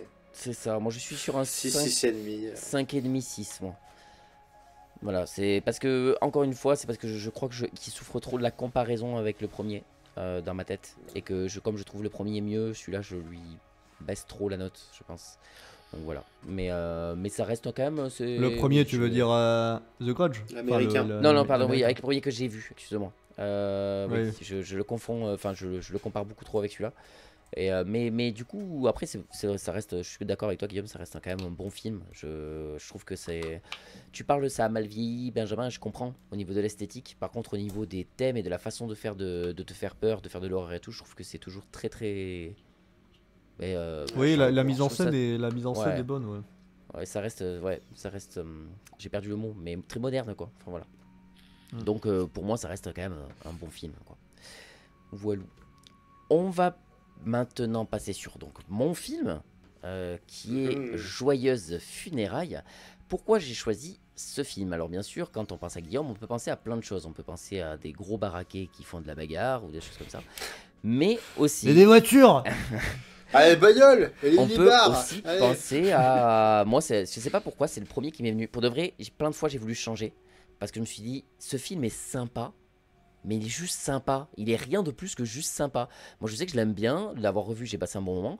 Je le trouve pas exceptionnel non plus. Et donc, je me suis dit, mais en fait, ce film, j'ai choisi parce que je sais qu'il aime bien l'humour anglais. Il aime bien l'humour tout court. Il aime bien les comédies. Je sais qu'on a déjà parlé. Alors, il y a eu... j'ai repensé aussi à un poisson nommé Amanda. Il me parlait des Monty Python et tout. Je me suis dit, il y a un moyen que l'humour anglais, ça lui parle vraiment. Et le premier film d'humour anglais qui m'est venu en tête, c'est celui-ci, parce que je l'avais vu à l'époque à sa sortie. Et j'avais passé un bon moment, je l'avais trouvé cool. Et je me suis dit, tiens, il y a vraiment moyen que ça lui plaise, quoi. Et puis après, je me disais, oui, mais ça vaut peut-être pas non plus. Voilà, ça vaut peut-être un petit 6, je sais pas, tu vois, mais est-ce que ça vaut vraiment C'est le ça, coup parce qu'on que regarde ça? sachant, c'est Et- important peut-être de souligner quand Guillaume a proposé le thème, il a dit le but du jeu c'est que vous me proposez des films où je mettrai au moins 8. Sachant que là, on a parlé de son film à lui et il a mis 6. Oui, Ouais, ça, ouais. Lui-même a perdu à son propre jeu. c'est. Et nous, après, avec Benjamin, on était parti au moins, entre guillemets, sur un Ouais, 14-15, 7, tu vois. 7, on Ouais. disait c'était bien déjà. Mais bon, même ça, j'étais même pas sûr de l'atteindre, tu vois. Parce que je me disais, enfin, moi, pour de vrai, il a un 13 sur 20, tu vois. Donc je pars vite fait pour dire ma note, mais maintenant je vais dire de quoi ça parle. Donc c'est vraiment tout ce qu'il y a de plus comédie comment, quand tout se passe au même endroit, là. Ce qu'on a fait. Huis clos. De huis clos, ouais, une comédie huis clos. Donc en gros, tout se passe dans des funérailles du père de d'une fratrie et tout. Et le truc, c'est que rien ne se passe comme prévu. C'est clairement le genre de film où c'est blague sur blague avec il y en a un qui a pris de la drogue, il y en a un qui est complètement con et enfin qui doit s'occuper d'un vieux et qui se met du caca dessus. Il y a un secret qui est révélé, qui est qu'en fait le père est gay et il se tape un nain qui est joué par Tyrion Lannister. C'est incroyable de le voir dans ce rôle-là. Vous avez plein de choses qui se passent petit à petit. Sauf que ce que j'aime déjà avec ce film, c'est que ce soit le fait que ce soit de l'humour très british. C'est-à-dire que c'est pas le genre de film qui va te mettre il y a une version américaine de ce film que je n'ai jamais vue, mais je suis sûr que toutes les 3 secondes, dans la version américaine, on te met une blague. Là, c'est pas le cas. Franchement, je trouve qu'il y a une vanne toutes les 10 minutes qui m'a fait rire, quoi. Mais c'est pas qu'ils essaient d'en faire tout le temps des vannes, c'est qu'il y a plein de moments où il n'y a pas de blague aussi. Où c'est juste qu'on essaie d'avancer dans l'histoire, on essaie parce qu'il y a deux frères qui s'entendent pas trop, parce qu'il y en a un, il est écrivain à succès, l'autre, il est jaloux. En plus, quand on lui lit son manuscrit, on lui dit ouais, ça se voit que vous n'êtes pas écrivain, quoi. Que, comparé à votre frère, c'est nul ce que vous faites. Yes. Mais c'est ça, c'est ça que j'ai bien aimé, moi. Le côté humour de plus de situations et c'est plus les personnages qui sont drôles plutôt que de mettre des blagues écrites ou quoi, tu vois. Exactement. C'est plus. Après, ouais, il y a des vannes, par exemple, qui sont trop éculées, et trop poussées. Moi, celle qui a commencé à me gonfler, c'est celle du drogué, justement, qui a pris de la drogue au lieu du Valium. C'est rigolo, certains au début, moments. J'ai trouvé ça très très drôle. Et après, en fait, comme elle y est jusqu'à la fin du film, tu fais ouais, franchement, au bout d'un moment, c'est chiant, vraiment. Alors, à la fin, ça revient un peu mieux parce que ça va plus loin. Quand il va pour se suicider là et qu'il est tout nu sur le toit, donc là c'est rigolo, mais avant il y a un moment où en fait tu le vois juste en train de faire des trucs parce que ouh là là je suis drogué, tu fais sérieusement vous allez vanner tout le film sur ça. Mais en vrai moi, ça a marché, ce personnage là heureusement il n'y a pas que ça, très, très mais drôle. tous les acteurs sont très bons. Après je trouve qu'il n'y a pas un seul acteur qui se plante dans ce film. Je trouve que voilà, je passe un bon moment, donc pour moi voilà, c'est un bon 13/20. Je trouve assez kiffant, je trouve assez drôle. Je trouve touchant parce que les personnages sont très touchants, les histoires entre les frères et tout. Puis même le moment, enfin c'est con, hein, mais le moment où il pose le nain à l'intérieur parce qu'ils finissent par tuer le nain et qu'ils posent le nain à l'intérieur du cercueil en 69 avec le père et qu'ils disent tu vas vraiment le laisser comme ça, et il fait ouais je crois que c'est ce qu'il aurait aimé. Mais c'est marrant, tu vois, il n'y a pas de ce truc de oh mon dieu, voilà. À chaque fois je le comparais dans ma tête, qu'est-ce qu'aurait fait un film américain, ils auraient surexagéré ça en mode voilà. Là c'est, je sais pas, il y a un truc frais qui est cool, voilà, je passe un bon moment. Benjamin. Moi j'ai bien aimé ton film, je connaissais pas du tout et c'était une très bonne surprise. C'est vraiment, je m'en rends compte, c'est vrai que je consomme pas forcément beaucoup de comédies anglaises, mais à chaque fois que j'en regarde, je me rends compte que j'aime quand même ça et ça marche très efficace, je trouve. Et là en plus on est vraiment dans le côté comédie comédie anglaise, mais genre comédie noire en plus, parce que là tout se base autour d'un enterrement où tu peux pas faire plus noir que ça déjà pour un pitch de comédie, quoi. Et non, après ça marche super bien parce que tous les liens dans la famille et les copains et tout ce que connaît tous les gens que connaissait le père, il y a vraiment une cohérence entre tout le monde et je trouve que l'écriture marche vraiment bien, l'écriture des personnages et de l'histoire, j'allais dire. L'histoire, voilà, c'est plus un film à rebondissement que vraiment avec un scénario où il y a un truc qui commence au début. C'est ça, il y a un événement, tout se passe en une journée dans cet événement. C'est ça. Voilà, mais j'ai trouvé pas long parce qu'il fait 1h30, donc il est pas long, mais voilà, je te rejoins sur quelques vannes qui tiraient un peu, et c'est vrai qu'à la fin du film tu te dis c'est bien que ça se finisse maintenant, parce que c'est vrai que je sais pas ce qu'ils auraient fait s'ils avaient tiré un peu plus. Déjà que là sur la fin il y a quelques trucs où ça, voilà, c'est un peu il était temps que ça s'arrête, quoi. Mais sinon ouais, j'ai trouvé les acteurs très bons et moi il y a des moments où j'ai beaucoup rigolé. Notamment le personnage du drogué qu'on te montre en plus, on te montre dans les premières scènes que c'est un mec très coincé, et du coup ça marche encore mieux quand tu le vois à poil sur un toit. Après il joue super bien. Il joue il très, a une très bonne bien. tronche, quoi. Ouais. Je sais que je crois qu'un des moments où j'ai le plus rigolé dans le film, c'est quand il est enfermé dans les toilettes et tu le vois dérouler du papier toilette comme ça à l'infini, et juste il bouge pas, il fait juste ça, et je trouve que ça m'a fait rire, mais vraiment j'ai ri, mais à gorge déployée, quoi. Donc voilà, après voilà, c'est pas un chef-d'œuvre, et il y a des défauts, je pense que c'est plus au niveau de la redondance de certains trucs. Mais sinon, ouais, j'ai passé un très bon moment, donc c'est une bonne surprise. Voilà. Cool. Bon, en tout cas, pour moi, ouais, c'est un 7, un bon 7, je pense. Guillaume. Aïe. Eh bien, écoute, j'aime beaucoup les comédies anglaises.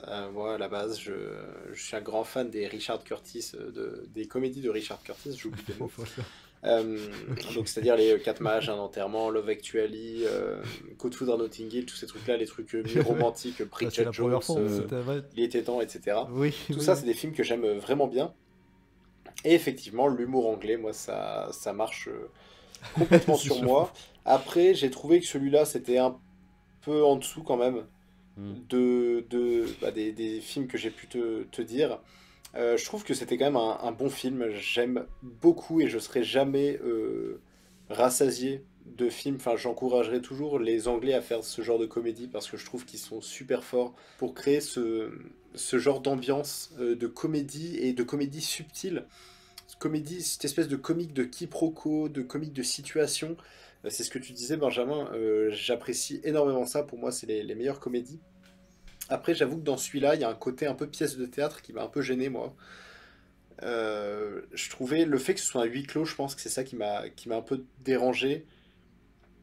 C'est un peu, mine de rien, je sais pas, c'est pas facile le mot, mais un peu vu et revu, ce côté.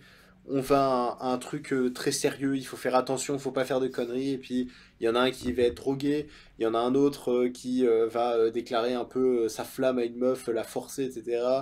Il y a une histoire de cul, une histoire de merde, tout ça, voilà, et que...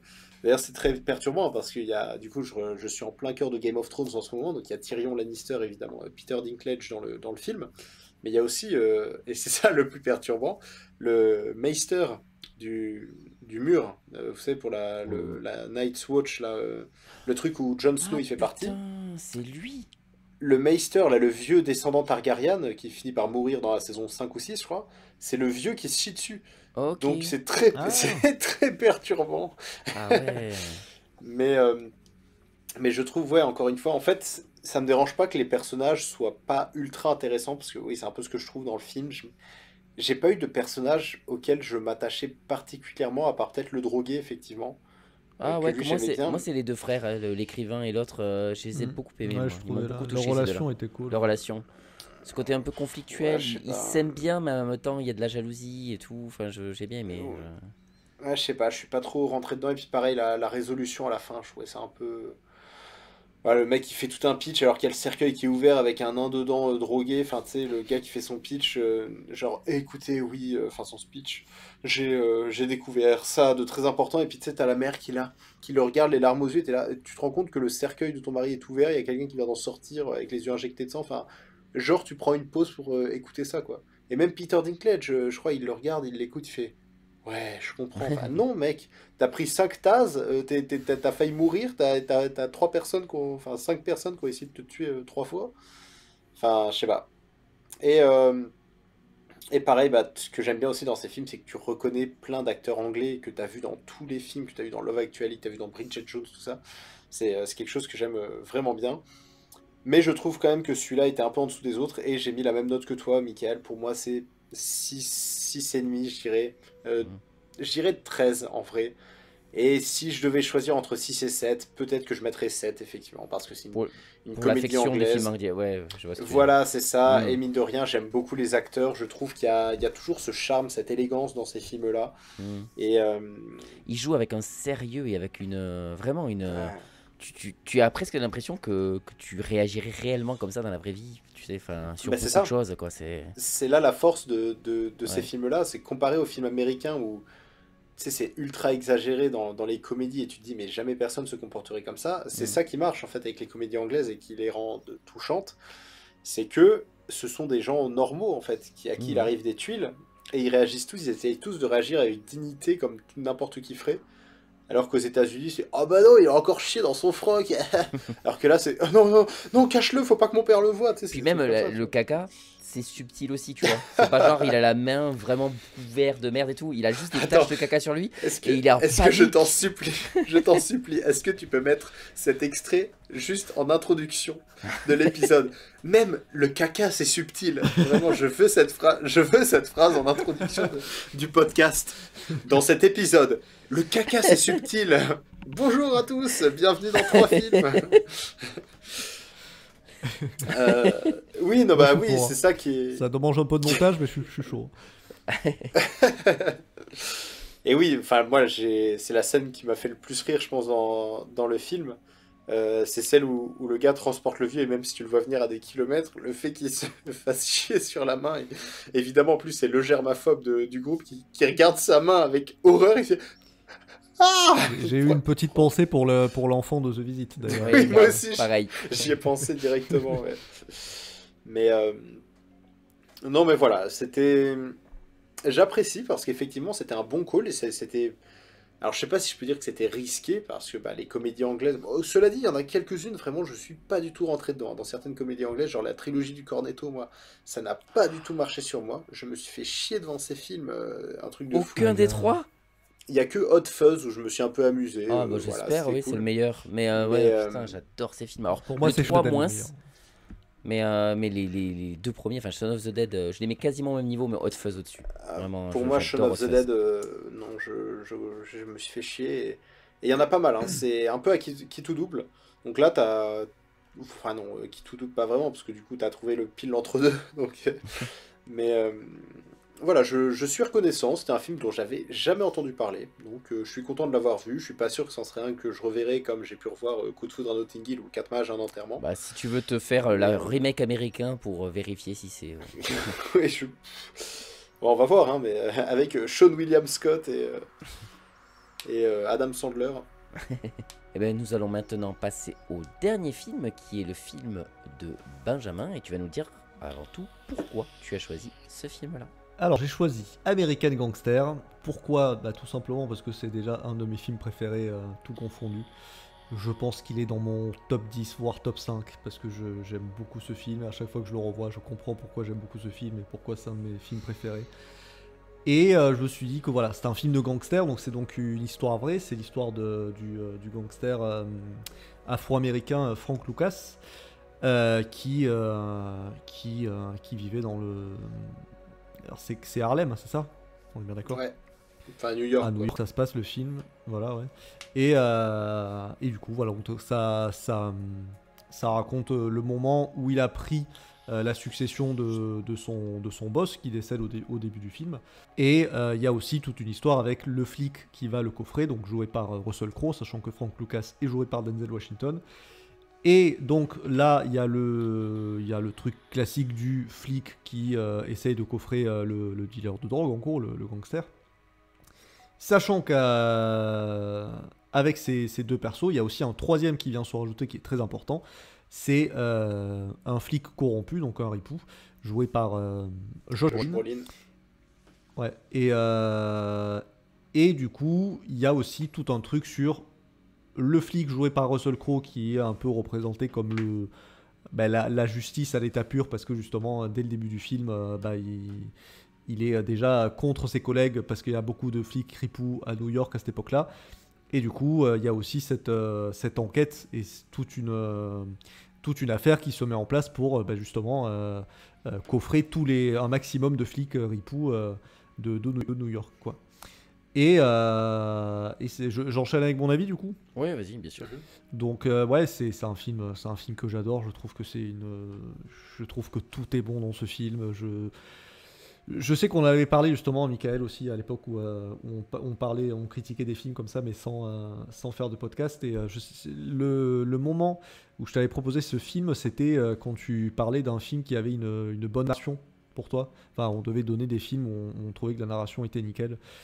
Et je sais que quand on avait parlé la première fois, j'avais un peu ce truc de me dire, je sais pas pourquoi je l'ai choisi, mais je sens que la narration est nickel dans ce film, mais je sais pas forcément, c'était pas un truc où elle est pas forcément mise en avant, la narration ou quoi, mais en fait c'est ce que j'ai compris là en le revoyant, c'est que je me dis c'est d'une fluidité, c'est fou quoi. Enfin il n'y a pas tant d'action que ça. Tout le long je me suis dit, ce truc là il dure 3 heures, je le sens pas passer quoi. Ouais, alors moi en plus je suis un peu chafouin parce que je voulais voir, j'ai vu qu'il y avait une version longue de 2 heures, de presque 3 heures. Donc ça c'est la version que vous avez vue vous, puisque j'ai vu la durée de ton fichier Mick. Moi j'ai pas pris ton fichier, du coup j'ai vu la version normale de 2h30. Mais moi aussi. je sais... peut-être que vu que c'est un film que j'ai vu plusieurs fois, j'ai dû peut-être voir la version de 3 heures. Mais je sais que même 3 heures, c'est sûr que je les verrai pas passer, parce que là les 2h30, pour moi ce film est un court-métrage tellement ça passe tout seul quoi. Et en plus il y a pas vraiment d'action, il n'y a pas vraiment de scène d'action, c'est pas un film où il y a des gunfights, c'est pas un film où il y a des courses-poursuites et tout. Mais c'est fait, il y a rien à jeter, c'est ni trop ni pas assez, c'est vraiment les scènes s'enchaînent, les persos sont tous intéressants, autant les uns que les autres. Les acteurs sont géniaux. Voilà, bon, on a Puis une en tête plus, d'affiche avec. au niveau de la narration aussi, pour pas s'ennuyer, c'est qu'ils jaugent bien entre deux histoires distinctes, qui est celle donc de Frank Lucas et celle du flic qui veut arrêter réellement ce gros trafic qu'il y a partout et, et c'est le fait de switcher entre les deux qui passe nickel en fait. Oui, c'est ça. Il y a un côté hit, oui, presque. Il y a un côté hit, tu sais, d'avoir le côté flic, le côté gangster, c'est pour comment ça, ils se rejoignent. Ouais, c'est pour ça que je parle d'un côté un peu classique du gentil et du méchant, mais là c'est encore plus subtil aussi parce qu'il y a, il y a justement ce côté où on pourrait se dire il y a le gentil, c'est Russell Crowe et le méchant c'est Denzel Washington, mais heureusement il y a Josh Brolin qui fait l'entre-deux parce que c'est un flic mais qui est qui est une sous-race, qui représente le mal à l'état pur quoi, et c'est ça qui est génial, et c'est voilà, à la fin notamment la scène où le gangster s'associe en gros avec le flic pour coincer les ripoux, c'est juste génial quoi. Et donc voilà, donc la narration est au top. Mais le film finit par un freeze frame, il faut arrêter avec ça. Voilà, ça m'énerve les freeze frames de merde. Je me rappelle même plus. Il va pour traverser la route. Il va pour traverser la route. Ah oui. Et il chope le flic le flic le chope pour pas qu'il se fasse écraser. Il regarde sur le côté et ça fait freeze frame sur ça. En tout cas, dans ma version alors. Oui, voilà, c'est ça. Toi, tu as vu la version longue et dans la version de 2h30, il n'y a pas de freeze frame comme ça. Nous, il sort de prison. Il sort de tôle et. Il sort de prison, il est sur le trottoir et il y a un fondu au noir et finito. C'est ça. Ah, alors, alors dans la version longue, sachez que le flic vient le chercher. Okay. Et en gros, tu comprends qu'ils vont un peu devenir vraiment potes. Parce que il vient le chercher et il. Ah putain, c'est le flic qui vient le chercher dans la version longue. Il vient le chercher. Donc je confirme ne pas avoir eu la version longue. Alors. Et ils sont contents et tout. Et en fait, ils sont en train de marcher tranquillou, ensemble tous les deux. Et ils discutent, ils taillent le bout de gras. Et t'as le. Il y a Washington qui va pour traverser la route, sauf qu'il y a une voiture qui arrive. Donc le flic le rattrape pour le sauver, entre guillemets. Ce qui veut montrer un peu une amitié ou quoi que ce soit, et en fait ils se retournent tous les deux un peu choqués vers la caméra, vers la voiture qui vient de passer, et ça fait freeze frame sur ça avec leur tête un peu choquée. Tu fais ok, ça fait presque buddy movie un peu chelou. Tu fais mais pourquoi Ok. Mais du coup donc ça c'est pas la version ciné, donc moi c'est celle que j'ai vue et non pour le coup je trouve la fin de la version normale très stylée, ça m'a l'air mieux, oui, qui rappelle en plus la phrase parce que c'est pareil, il y a plein de punchlines, les dialogues sont tous aussi géniaux les uns que les autres, et il y a cette fameuse phrase quand quand Russell Crowe lui dit tu as le choix, soit tu meurs en prison riche, soit tu ressors tôt mais tu seras pauvre. Ça, il le dit encore mieux que moi parce que c'est Russell Crowe et que c'est stylé. Mais voilà, le principe est génial quoi. Et donc voilà, les musiques sont bien, la réalisation est bonne, c'est beau à voir, les acteurs, même en termes de style. Moi qui aime beaucoup la mode, à chaque fois que il y a des apparitions de Russell Crowe ou Denzel Washington, j'ai envie de m'habiller comme eux, sauf que c'est plus facile de s'habiller comme Russell avec son gros manteau au match de boxe. C'est ça, j'ai envie de voir Benjamin en chanchilla là, vraiment, avec son grand manteau. J'ai adoré cette scène aussi. Quand il crame après le truc et elle est en train de pleurer, mais parce qu'elle peut pas comprendre que c'est pas bien en fait. Je peux pas me découvrir comme ça et montrer que. Ça me rappelle dans Breaking Bad, quand le mec arrive avec sa grosse bagnole, il fait tu veux pas écrire je suis un gangster en gros sur le je suis trafiquant de drogue, surtout que c'est à cause de ce manteau que qu'il commence à avoir des problèmes parce que du coup tous les flics le captent et c'est ouf quoi.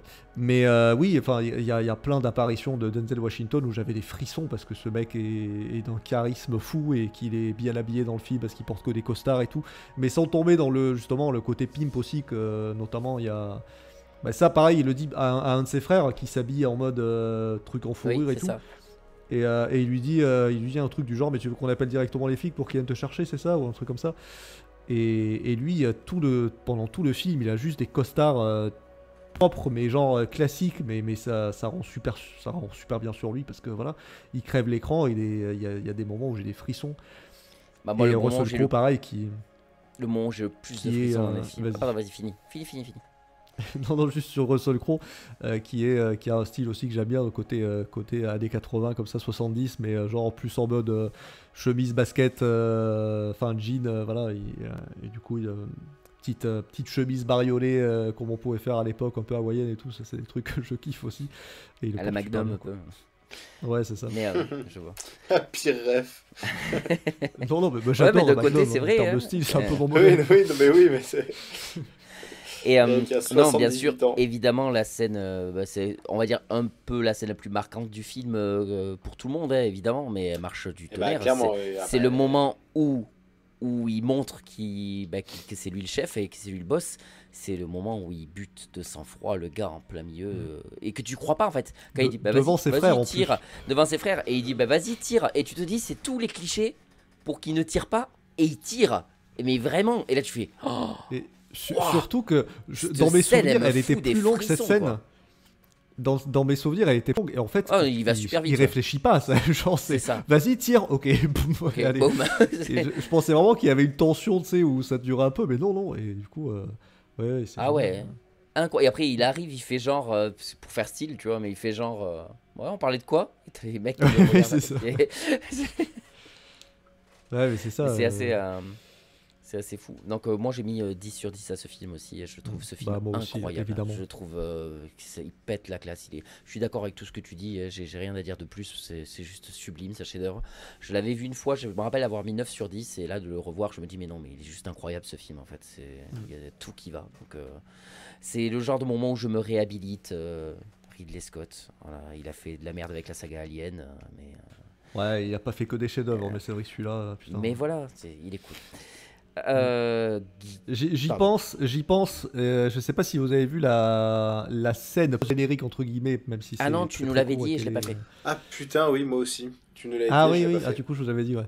Bah, en fait, c'est une ref à un film dont parle Karim Debache, donc Crobat, donc il parle des affranchis. Et en fait, c'est le même système que la scène post-générique avec Joe Pesci, qui fait déjà référence à un vieux western. Quand il tire, Ah oui, vers il le tire blanc. sur la caméra. Ok. Ouais, quand il tire sur la caméra, et du coup, Ok. c'est pareil, tu vois juste Denzel Washington qui fait 3 pas, qui arrive devant la caméra, qui tire, et là, c'est noir. Ok. Donc, c'est assez sympa comme clin d'œil. Mais du coup, Guillaume, j'ai hâte, dis-moi. Alors, c'est à moi. J'aime beaucoup les Rise and Fall. C'est pour ça qu'on a parlé Tu sais des, comment des affranchis. à chaque fois le suspense. Ah bah, c'est le but. J'attends à ce que vous fassiez la même chose dans les Bien prochains sûr. épisodes. Et j'aime beaucoup les Rise and Fall. D'ordinaire. Non, je plaisante. Ouais, en vrai, c'est un genre de film que j'aime beaucoup parce que j'adore ce côté un peu super-héros où au début t'es personne et tu deviens quelqu'un. Genre, bah, la scène où il bute Idris Elba dans la rue, c'est clairement, ça te montre l'ampleur qu'est en train de prendre le gars. Donc ça j'aime beaucoup et j'ai toujours du mal avec le côté fall, hein. Du coup ça c'était le côté rise et le fall. Il fait toujours un peu mal quand il commence à faire trop de conneries, à se faire griller par les flics, des trucs comme ça, bah, genre typiquement les affranchis avec Ray Liotta. Et c'est toujours la partie moi qui me fait mal et je me dis ah putain, ah non c'est chiant, tout se passait si bien, pourquoi il a fallu que ça tourne comme ça, voilà. Après, Et, comme dans les affranchis, ça finit pareil en plus, hein. Avec le mec qui vend Ah tout bah, le monde, qui. Ouais, bah c'est ça. Et alors pour le coup, c'est un film dont j'avais entendu parler depuis très longtemps et j'avais jamais. C'est le problème avec Denzel Washington, c'est que quoi qu'il fasse comme film, j'ai l'impression qu'il a toujours le même rôle en fait. Et bah ça pour le coup, bah c'est pas mal le cas, hein, parce que bah, Training Day, American Gangster, Equalizer, tout ça, enfin il a toujours le même rôle du Renoir ultra badass, ultra posé et calme. Bon, alors pas trop dans Training Day en vrai. Mais moi, il m'a clairement fait penser à The Equalizer, hein, quand il est comme ça. Ouais, même s'il est sorti après. Et j'avoue que, franchement, oui, j'ai bien aimé le film. Le film était vraiment original, en fait, dans son genre. Parce que c'est le genre de film, mine de rien, qu'on a beaucoup vu, en fait. Ce côté, ouais, un nobody qui devient baron de la drogue, et puis les flics essayent de l'arrêter, et puis il y a des histoires de vices de procédure, des trucs comme ça. Ces espèces d'arrangements entre ripoux, tout ça, et c'est vrai que la narration de ce film est excellente. Alors je dirais pas que je me suis jamais ennuyé, je trouve qu'il y a des petits moments quand même où, je sais pas, notamment avec ses frères, l'arrivée de ses frères, etc. dans le scénario, c'est vrai que ce moment-là, j'ai trouvé que ça ralentissait un peu. Bon après, franchement, ça n'a pas été trop gênant. Par contre, j'ai eu du mal à comprendre au début du film. J'ai eu du mal à comprendre ce qui se passait, qui était qui. Au début, donc tu sais, ça commence, il y a Denzel Washington Quand avec, il est encore le chauffeur. ouais, c'est ça, Mhm. avec Notorious Big là à côté de lui. Et puis il bute un mec, ils enflamment un mec, il lui met des balles. Donc je me dis alors d'accord, ok. Ensuite, bon bah je comprends qu'il est aux ordres de ce mec-là. Et, euh, et en même temps, t'as le truc en parallèle avec les flics qui trouvent un indique. L'indique leur dit, ah je peux vous dire des infos sur ce mec Vous avec l'avez reconnu, le. l'indique d'ailleurs. On a déjà traité un film dans le podcast où il est dedans, l'acteur. Ah, mais c'est dans Super Grave, non? C'est ça. Exactement. Ouais. Ouais. Ah c'est le mec qui avec sa Chez voiture qui, là. C'est le gars celui chez qui ils font la soirée. chez qui font la soirée et qui pète, qui pète un câble. Ah ok d'accord. Ah, t'as Non, je l'ai t'as pas baisé ma reconnu. meuf et tout. Enfin, t'as dansé avec ma meuf. Et après, donc il y a l'indique, après ils suivent la voiture, et après tout ce truc où ils trouvent l'argent dans la voiture, et enfin toute cette scène, j'ai pas trop compris. Bon, bah après, au bout d'un moment, enfin j'ai dû remettre en arrière. Attends, je me dis, attends, essaye de comprendre. Et donc j'ai compris, voilà, que les ripoux allaient jouer une place importante dans le film, du coup.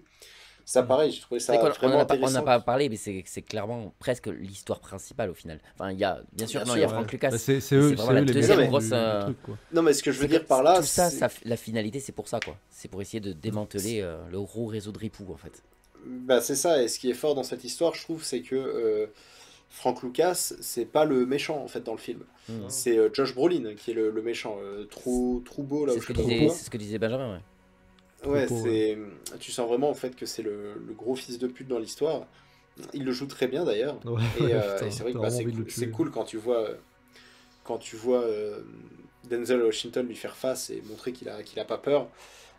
J'ai beaucoup aimé la scène aussi du match de boxe où il se dit allez, je vais faire plaisir à ma meuf, et ça montre vraiment que tu ne peux pas faire d'erreur, donc tu ne peux Mhm. pas être en couple en fait dans ce genre de Mhm. situation, à moins de dominer complètement et de dire non, c'est mort, on ne fera pas ça. Parce que bah, ça me fait penser récemment, là, il y a quelques années, il y a un rappeur, pareil, qui avait invité sa meuf dans un restaurant assez chic, et puis elle, évidemment, elle voulait se vanter, donc elle fait une story sur Instagram, sauf qu'elle l'a fait sur le moment, au lieu d'attendre le soir pour poster la story. Et du coup, il y a des mecs qui ont fait, ah, bah, il est dans ce restaurant, ils y sont allés, ils l'ont buté, voilà. Oh là là. Ouais. Donc c'est ce genre de truc, et là, bah, j'ai un peu ressenti la même vibe, elle qui force, allez, allez, ce sera bien, et forcément, le manteau de pimp un peu comme ça, et je me dis, ah, c'est tellement con, un détail comme ça, alors qu'il pense à tout, et c'est ce genre de détail qui commence à le foutre dans la merde. Et non, globalement, j'ai quand même beaucoup aimé le film. C'était vraiment un très bon film, hein. Les acteurs sont excellents. Russell Crowe, Denzel Washington, ça fait un mélange incroyable. Ridley Scott, bah, pareil, hein, fidèle à lui-même. Alors bon, ce film-là ne vaut pas Robin des Bois quand même. Non, mais c'est vrai qu'à chaque fois que Russell Crowe, j'ai l'impression, joue pour Ridley Scott, à part dans Robin des Bois, en fait dans Gladiator et dans celui-là, c'est très bien. Et, euh, et ouais, non, il y a un nombre d'acteurs de ouf dans ce film, c'est incroyable. T'as Carla Gugino, je me souviens jamais de son nom, meuf de Spy Kids, la mère dans Spy Kids, dans Sin City, tout ça. Bon, voilà. Euh, Je connais pas. c'est celle qui joue la femme de Ah, mais Russell c'est, Crowe. Je me doute que c'est elle, mais je Oui, vois voilà, pas, c'est ça. je voyais pas, je la connaissais pas, quoi. Bah, elle joue aussi dans, si je ne me trompe pas, dans Driver, du coup. Faster, qu'on avait traité avec. Oui, complètement, oui, bien sûr, c'est la flic. Voilà, Ah c'est ouais, ça, c'est La elle. fliquette avec Ok. Billy Bob Thornton. Ouais. Ok, ok. Et évidemment, là, j'avais tous les noms d'acteurs et je me souviens d'aucun. Mais il y a aussi bah, le mec, là, le pote de Russell Crowe qui est accro à l'héroïne. Lui aussi, je l'ai vu dans plein de films. Il joue malheureusement dans Alien vs Predators, mais bon, bah, personne n'est parfait. Ah ouais. Et il joue dans Alien vs Predator 2, c'est horrible. Mais voilà, bon, bref, évidemment, je me souviens de très peu d'acteurs maintenant que c'est à moi de parler. Mais pareil, la scène ouais, avec ses frères, le fait qu'il ramène sa famille, toute. En fait, c'est ça que j'aime bien, c'est que c'est pas le Rise and Fall ordinaire, tu vois, où c'est le mec qui a été bercé dans un milieu de mafia, il a appris à être dur comme tous les autres et tout. Non, lui, il a son côté vraiment, bah, c'est un peu le Denis Targaryen, tu vois, Daenerys, pardon, Targaryen de l'univers de American Gangster, quoi, tu vois. C'est le gars qui vient un peu de nulle part et qui veut tout changer en faisant les choses bien un peu. Ouais, au point que même les flics Et- ils disent mais quoi, un noir qui devient patron de la pègre devant tout le. Mm. Enfin, qui dépasse même les Italiens, mais n'importe quoi, qu'est-ce que tu racontes en fait, Ouais, personne veut y croire, il y a c'est pas ce- il possible y a en ce- fait. il y a ce truc qui revient aussi de genre, mais c'est un chauffeur qui est devenu parrain de la Oui. mafia. Qu'est-ce que c'est que ce Puis bordel? en plus, c'est vraiment les moments, mais comment un mec peut vendre moins cher que tout le monde une cam meilleure en fait, il y a un problème, tu Oui, vois. oui.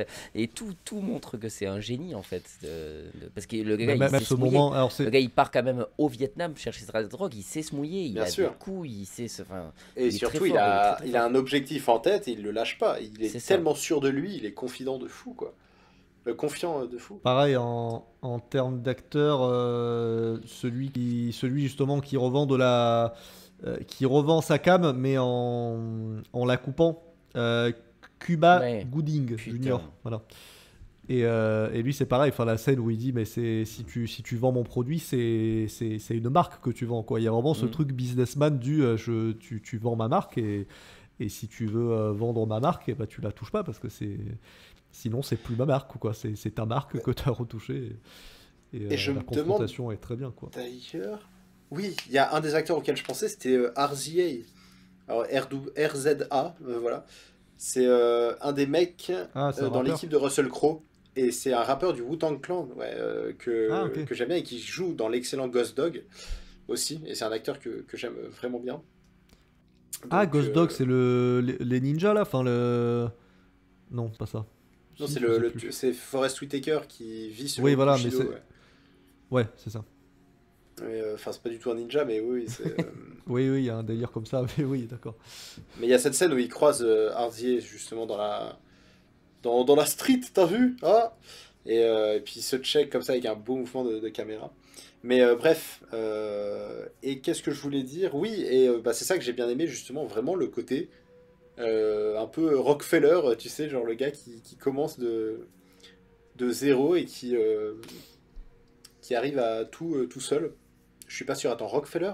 De quoi? Non, attends, le mec. Je connais le nom, mais je sais pas à quoi tu fais Non, référence. attends, c'est pas Rockefeller, c'est le gars qui s'est fait tout seul là aux États-Unis. Attends, c'est Rockefeller ou pas? Parce que ouais, je me rappelle pas. Bon, bref, on oublie cette référence pourrie. Bah, c'est Scarface Euh, peut-être? Non, je sais pas. Non, c'est un mec qui a vraiment existé là. Comment on dit? Un gars, Ah. la success story de fou qui part de rien et qui devient multimilliardaire là. Mais je sais pas si c'est Rockefeller ou pas, j'ai un brain fart. Bon, bref, mais le gars qui part de rien, qui est chauffeur, tu vois, dans la mafia et qui se fait aider par personne, qui part lui-même. Enfin, si, il se fait aider, mais très vite fait par deux, trois personnes. Il part lui-même au Vietnam, il a tout son plan et tout ce côté où il va se servir de la marine, enfin de, de l'armée en fait, pour trafiquer, cela jouer baricile de pays en pays. Enfin, je trouve ça incroyable. Et ouais, c'était vraiment le plan était parfait. Et tout le rapport avec la guerre du Vietnam, je l'ai trouvé super intéressant aussi dans le film. Je trouvais ça très bien. Et puis le fait que tout commence à s'effondrer pour lui au moment Ou la où guerre du Vietnam la guerre du s'arrête. Vietnam Ouais, s'arrête, c'est ça. Ouais. je trouve ça très marrant. Et puis la fin aussi, tu te rends compte que bah oui, évidemment, depuis le début, c'était pas lui le méchant. Et le fait qu'il collabore avec Russell Crowe, j'aime beaucoup ça. Et bah pareil, toute l'évolution de Russell Crowe dans le film a évolué dans un milieu aussi pourri et gangréné par les pots de vin et tout ça. J'ai trouvé ça bah, super intéressant, surtout que bah, voilà, j'aime beaucoup l'histoire D'ailleurs, de... dans les deux, de la confrontation des deux, là, justement, de Russell Crowe qui arrive la première fois dans la ville de Troupeau, du coup, donc Josh Brolin, et qu'il y a la première confrontation où Josh Brolin lui met la pression en disant si tu débarques dans ma ville, tu me préviens, sinon t'as des ennuis. Et après, il y a Josh Brolin qui vient voir Russell Crowe pour justement essayer de coffrer Frank Lucas. Et que Russell Crowe finit par lui redire par contre, la prochaine fois que tu viens dans ma ville, préviens-moi, sinon tu auras des ennuis. Et elle fait ok. Voilà. Je pose mes testicules ici. Même, Voilà. C'est. même son arrestation, je la trouve cool. Le fait qu'il le sente, il sent qu'il y a quelque chose qui va pas et qu'il va se faire arrêter et qu'il sort tout seul de l'église et tout. Il est en train de regarder la Voilà. télé en voyant que tout le monde fait. Oui, Ouais, c'est ça ça, fait tout c'est coffrer, pas ça. Et il y a ça, et puis même la fin, la façon. C'est une arrestation douce, tu sais. Genre, il y a juste le flic en face Ah de lui, oui, il oui. regarde sur les côtés, il voit qu'ils sont un peu Ouais. partout, que tout est barricadé, qu'il a pas le choix. Il fait bon. Et j'aime bien ce genre d'arrestation sans. Voilà, c'est tout doux. Elle est allez, super viens belle avec- aussi, cette viens- scène. Enfin, viens même- avec moi en fait. Ouais. Ça m'a rappelé un petit Même- peu l'arrestation dans Arrête-moi si tu peux, quand il sort de l'imprimerie en France là, et où il fait ses impressions de faux chèques et tout. Et c'est pareil en fait, il y a le gars qui vient le chercher et en fait il y a tous les flics dehors et Mais pareil, il y a un côté un peu doux, un peu.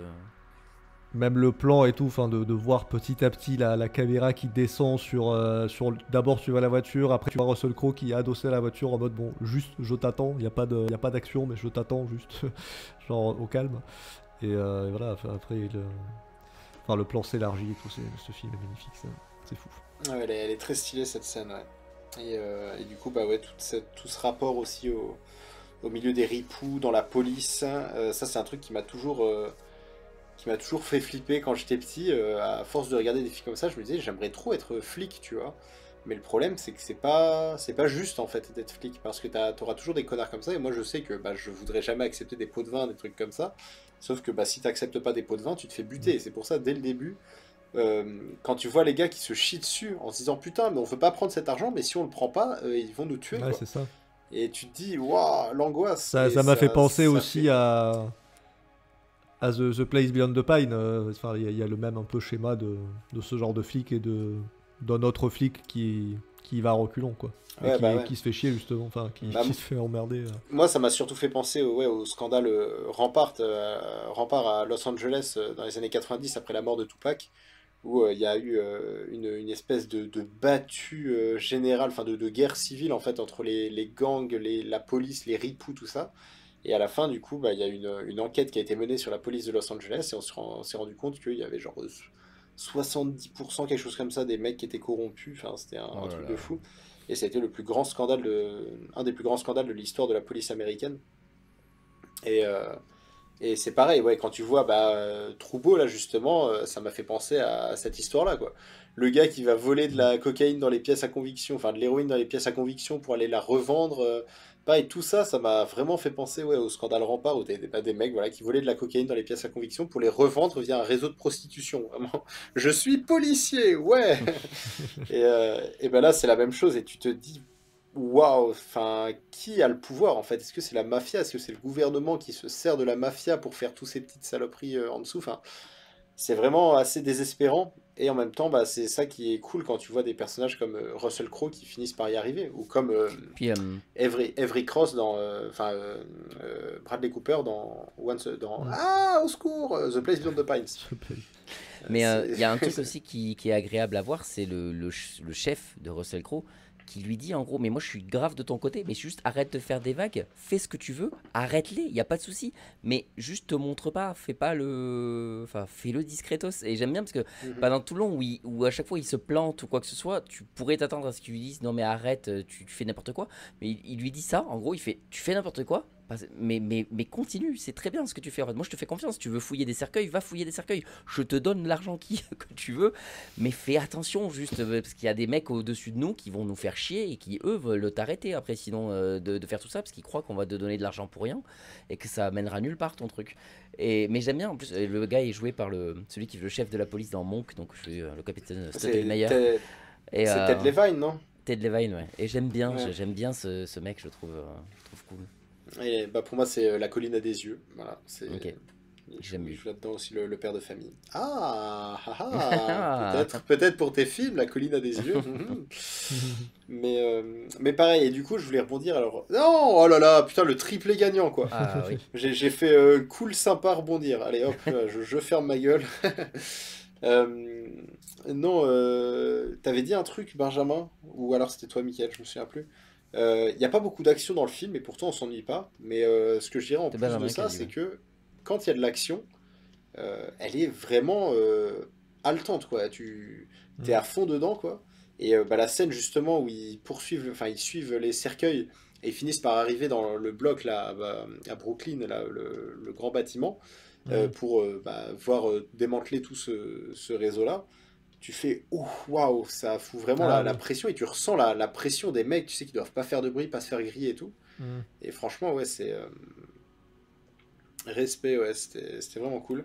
Alors du coup, j'ai pas mis 10 sur 10 moi quand même, parce que c'est un film, vraiment, c'est un très bon film, mais je pense que pour moi c'est genre un 16 sur 20, donc c'est pour ça que j'ai mis 8 sur 10. Donc j'ai gagné.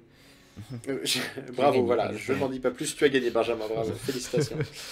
Mais ouais, je dois dire que c'est quand même un très bon film, ouais, de de cinéma. Et en fait, j'adore ce genre de film où c'est un grand réalisateur, c'est des grands acteurs, c'est un très bon scénario. En plus, c'est tiré d'une histoire vraie. Tu te dis, putain, Frank Lucas, c'est les gigaballs du gars, quoi.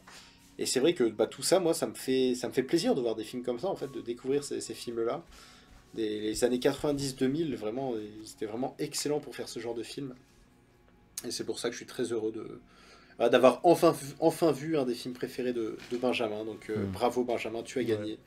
Je lui mets 8 sur 10, donc félicitations. C'est peut-être la plus grande moyenne qu'on a mis à un film depuis le début de ce podcast. Hein. Parce que 28 divisé par 3, ça fait 9,33. 9,33 de notes. Ça va, hein, c'est pas mal. Donc voilà, merci les amis, hein, c'était un bel épisode. Au final, c'est mon film que je me serais proposé tout seul qui m'aura le plus déçu. Bon, après, ouais, c'est mais pas ça une va énorme encore. déception. Ça, c'est ce que j'allais dire, ça reste. Mais quand ouais, même, c'est ça, j'ai mis 2,13 et on a un réussi. 16, voilà. Ce que je suis content aussi, c'est qu'on a réussi à aller dans vraiment 3 thèmes complètement différents, chacun de nous. Ouais, Un qui a fait les gangsters, un qui a fait une comédie, l'autre qui a fait un film d'horreur. Et c'est vraiment clairement 3 trucs qu'on sait plus ou moins que tu apprécies en général. Donc c'est cool. Après, Ça, je pense que parmi nous 3, je pense que je suis peut-être le plus facile à satisfaire au niveau des films. Parce qu'il vous suffit de ne pas prendre des genres que je déteste et, oui, c'est vrai. et surtout des genres que j'aime. Et ça va, parce que moi, c'est vrai que... Après, moi, je suis bon public en film, quand même. Ouais, c'est vrai, mais... Moi, j'aurais pas forcément dire que t'étais le plus facile, hein, Guillaume. Parce que je sais que souvent, des fois, on te parle, même Mick et moi, on te dit « Ah, ce film est génial !» Et toi, tu fais « Ah, je l'ai vu, j'ai pas aimé. » Ouais, yes. Ça arrive souvent, j'ai l'impression. C'est ça, mais je suis assez d'accord. Ce que je veux dire, c'est qu'il y a des valeurs sûres, je trouve. Mais Benjamin aussi, il m'inquiète. Moi, je sais que je suis très ouvert, je mets facilement la moyenne à des films. Et même des films juste sympas, je suis toujours content de voir des films souvent. Enfin, je suis assez. J'aime des films plus extrêmes que vous, c'est sûr. Mais du coup, j'ai quand même un grand panel. Je dis ça et je vais mettre, je vais mettre 2 au film que vous allez me proposer. Ah bah j'espère pas. Après, ouais, moi j'ai déjà une idée pour vos 2 films. C'est vrai que... Mais ouais, j'hésite encore un peu. Mais ouais, en fait, ce qui est cool, je pense, avec moi, c'est que j'ai des valeurs sûres. Donc si tu me montres un film, tu vois, genre des années 80 avec Stallone, il y a de fortes chances que j'aime bien, tu vois. Et pareil, si tu me montres une comédie anglaise du début des années 2000, fin 90, je vais bien aimer aussi, quoi. Par contre, si tu me montres une comédie française de 2015, je vais te défoncer la gueule, tu vois. Ok, bon, ben voilà, on a passé un super épisode. Merci encore Guillaume de proposer ce thème qui est vraiment fun et il me tarde de continuer ça avec Benjamin et finir par moi. Ça peut être vraiment cool avant de revenir sur des thèmes peut-être plus classiques. Mais vraiment là, c'est un super jeu que tu nous proposes au point qu'on a une amie qui veut qu'on fasse ça avec elle, juste comme ça en privé. Voilà, parce qu'elle a trouvé ça super sympa. Elle a dit je veux que vous me fassiez, que vous me proposiez un film pour voir si vous savez ce que je vais. Mais moi, je vous propose un film et tout. Donc, je trouve ça trop cool. Voilà, ça a pour vocation de plaire aux gens. Donc, du coup, la prochaine fois, ce sera un film pour Benjamin. Donc, un film qui peut plaire à Benjamin. Ok, ouais. Voilà. Et après, un film qui te plaira à toi. Ouais. C'est ça. Donc, je vous souhaite une très bonne soirée et à bientôt. Et à bientôt. Bisous les gars. À bientôt. Bisous. Ciao. Salut. Hop. Et on n'oublie pas les cinéphiles. Si ce podcast vous a plu, vous pouvez en parler autour de vous et le partager. Et pour nous soutenir, vous pouvez laisser 5 étoiles, un avis et vous abonner. Allez, la bisette.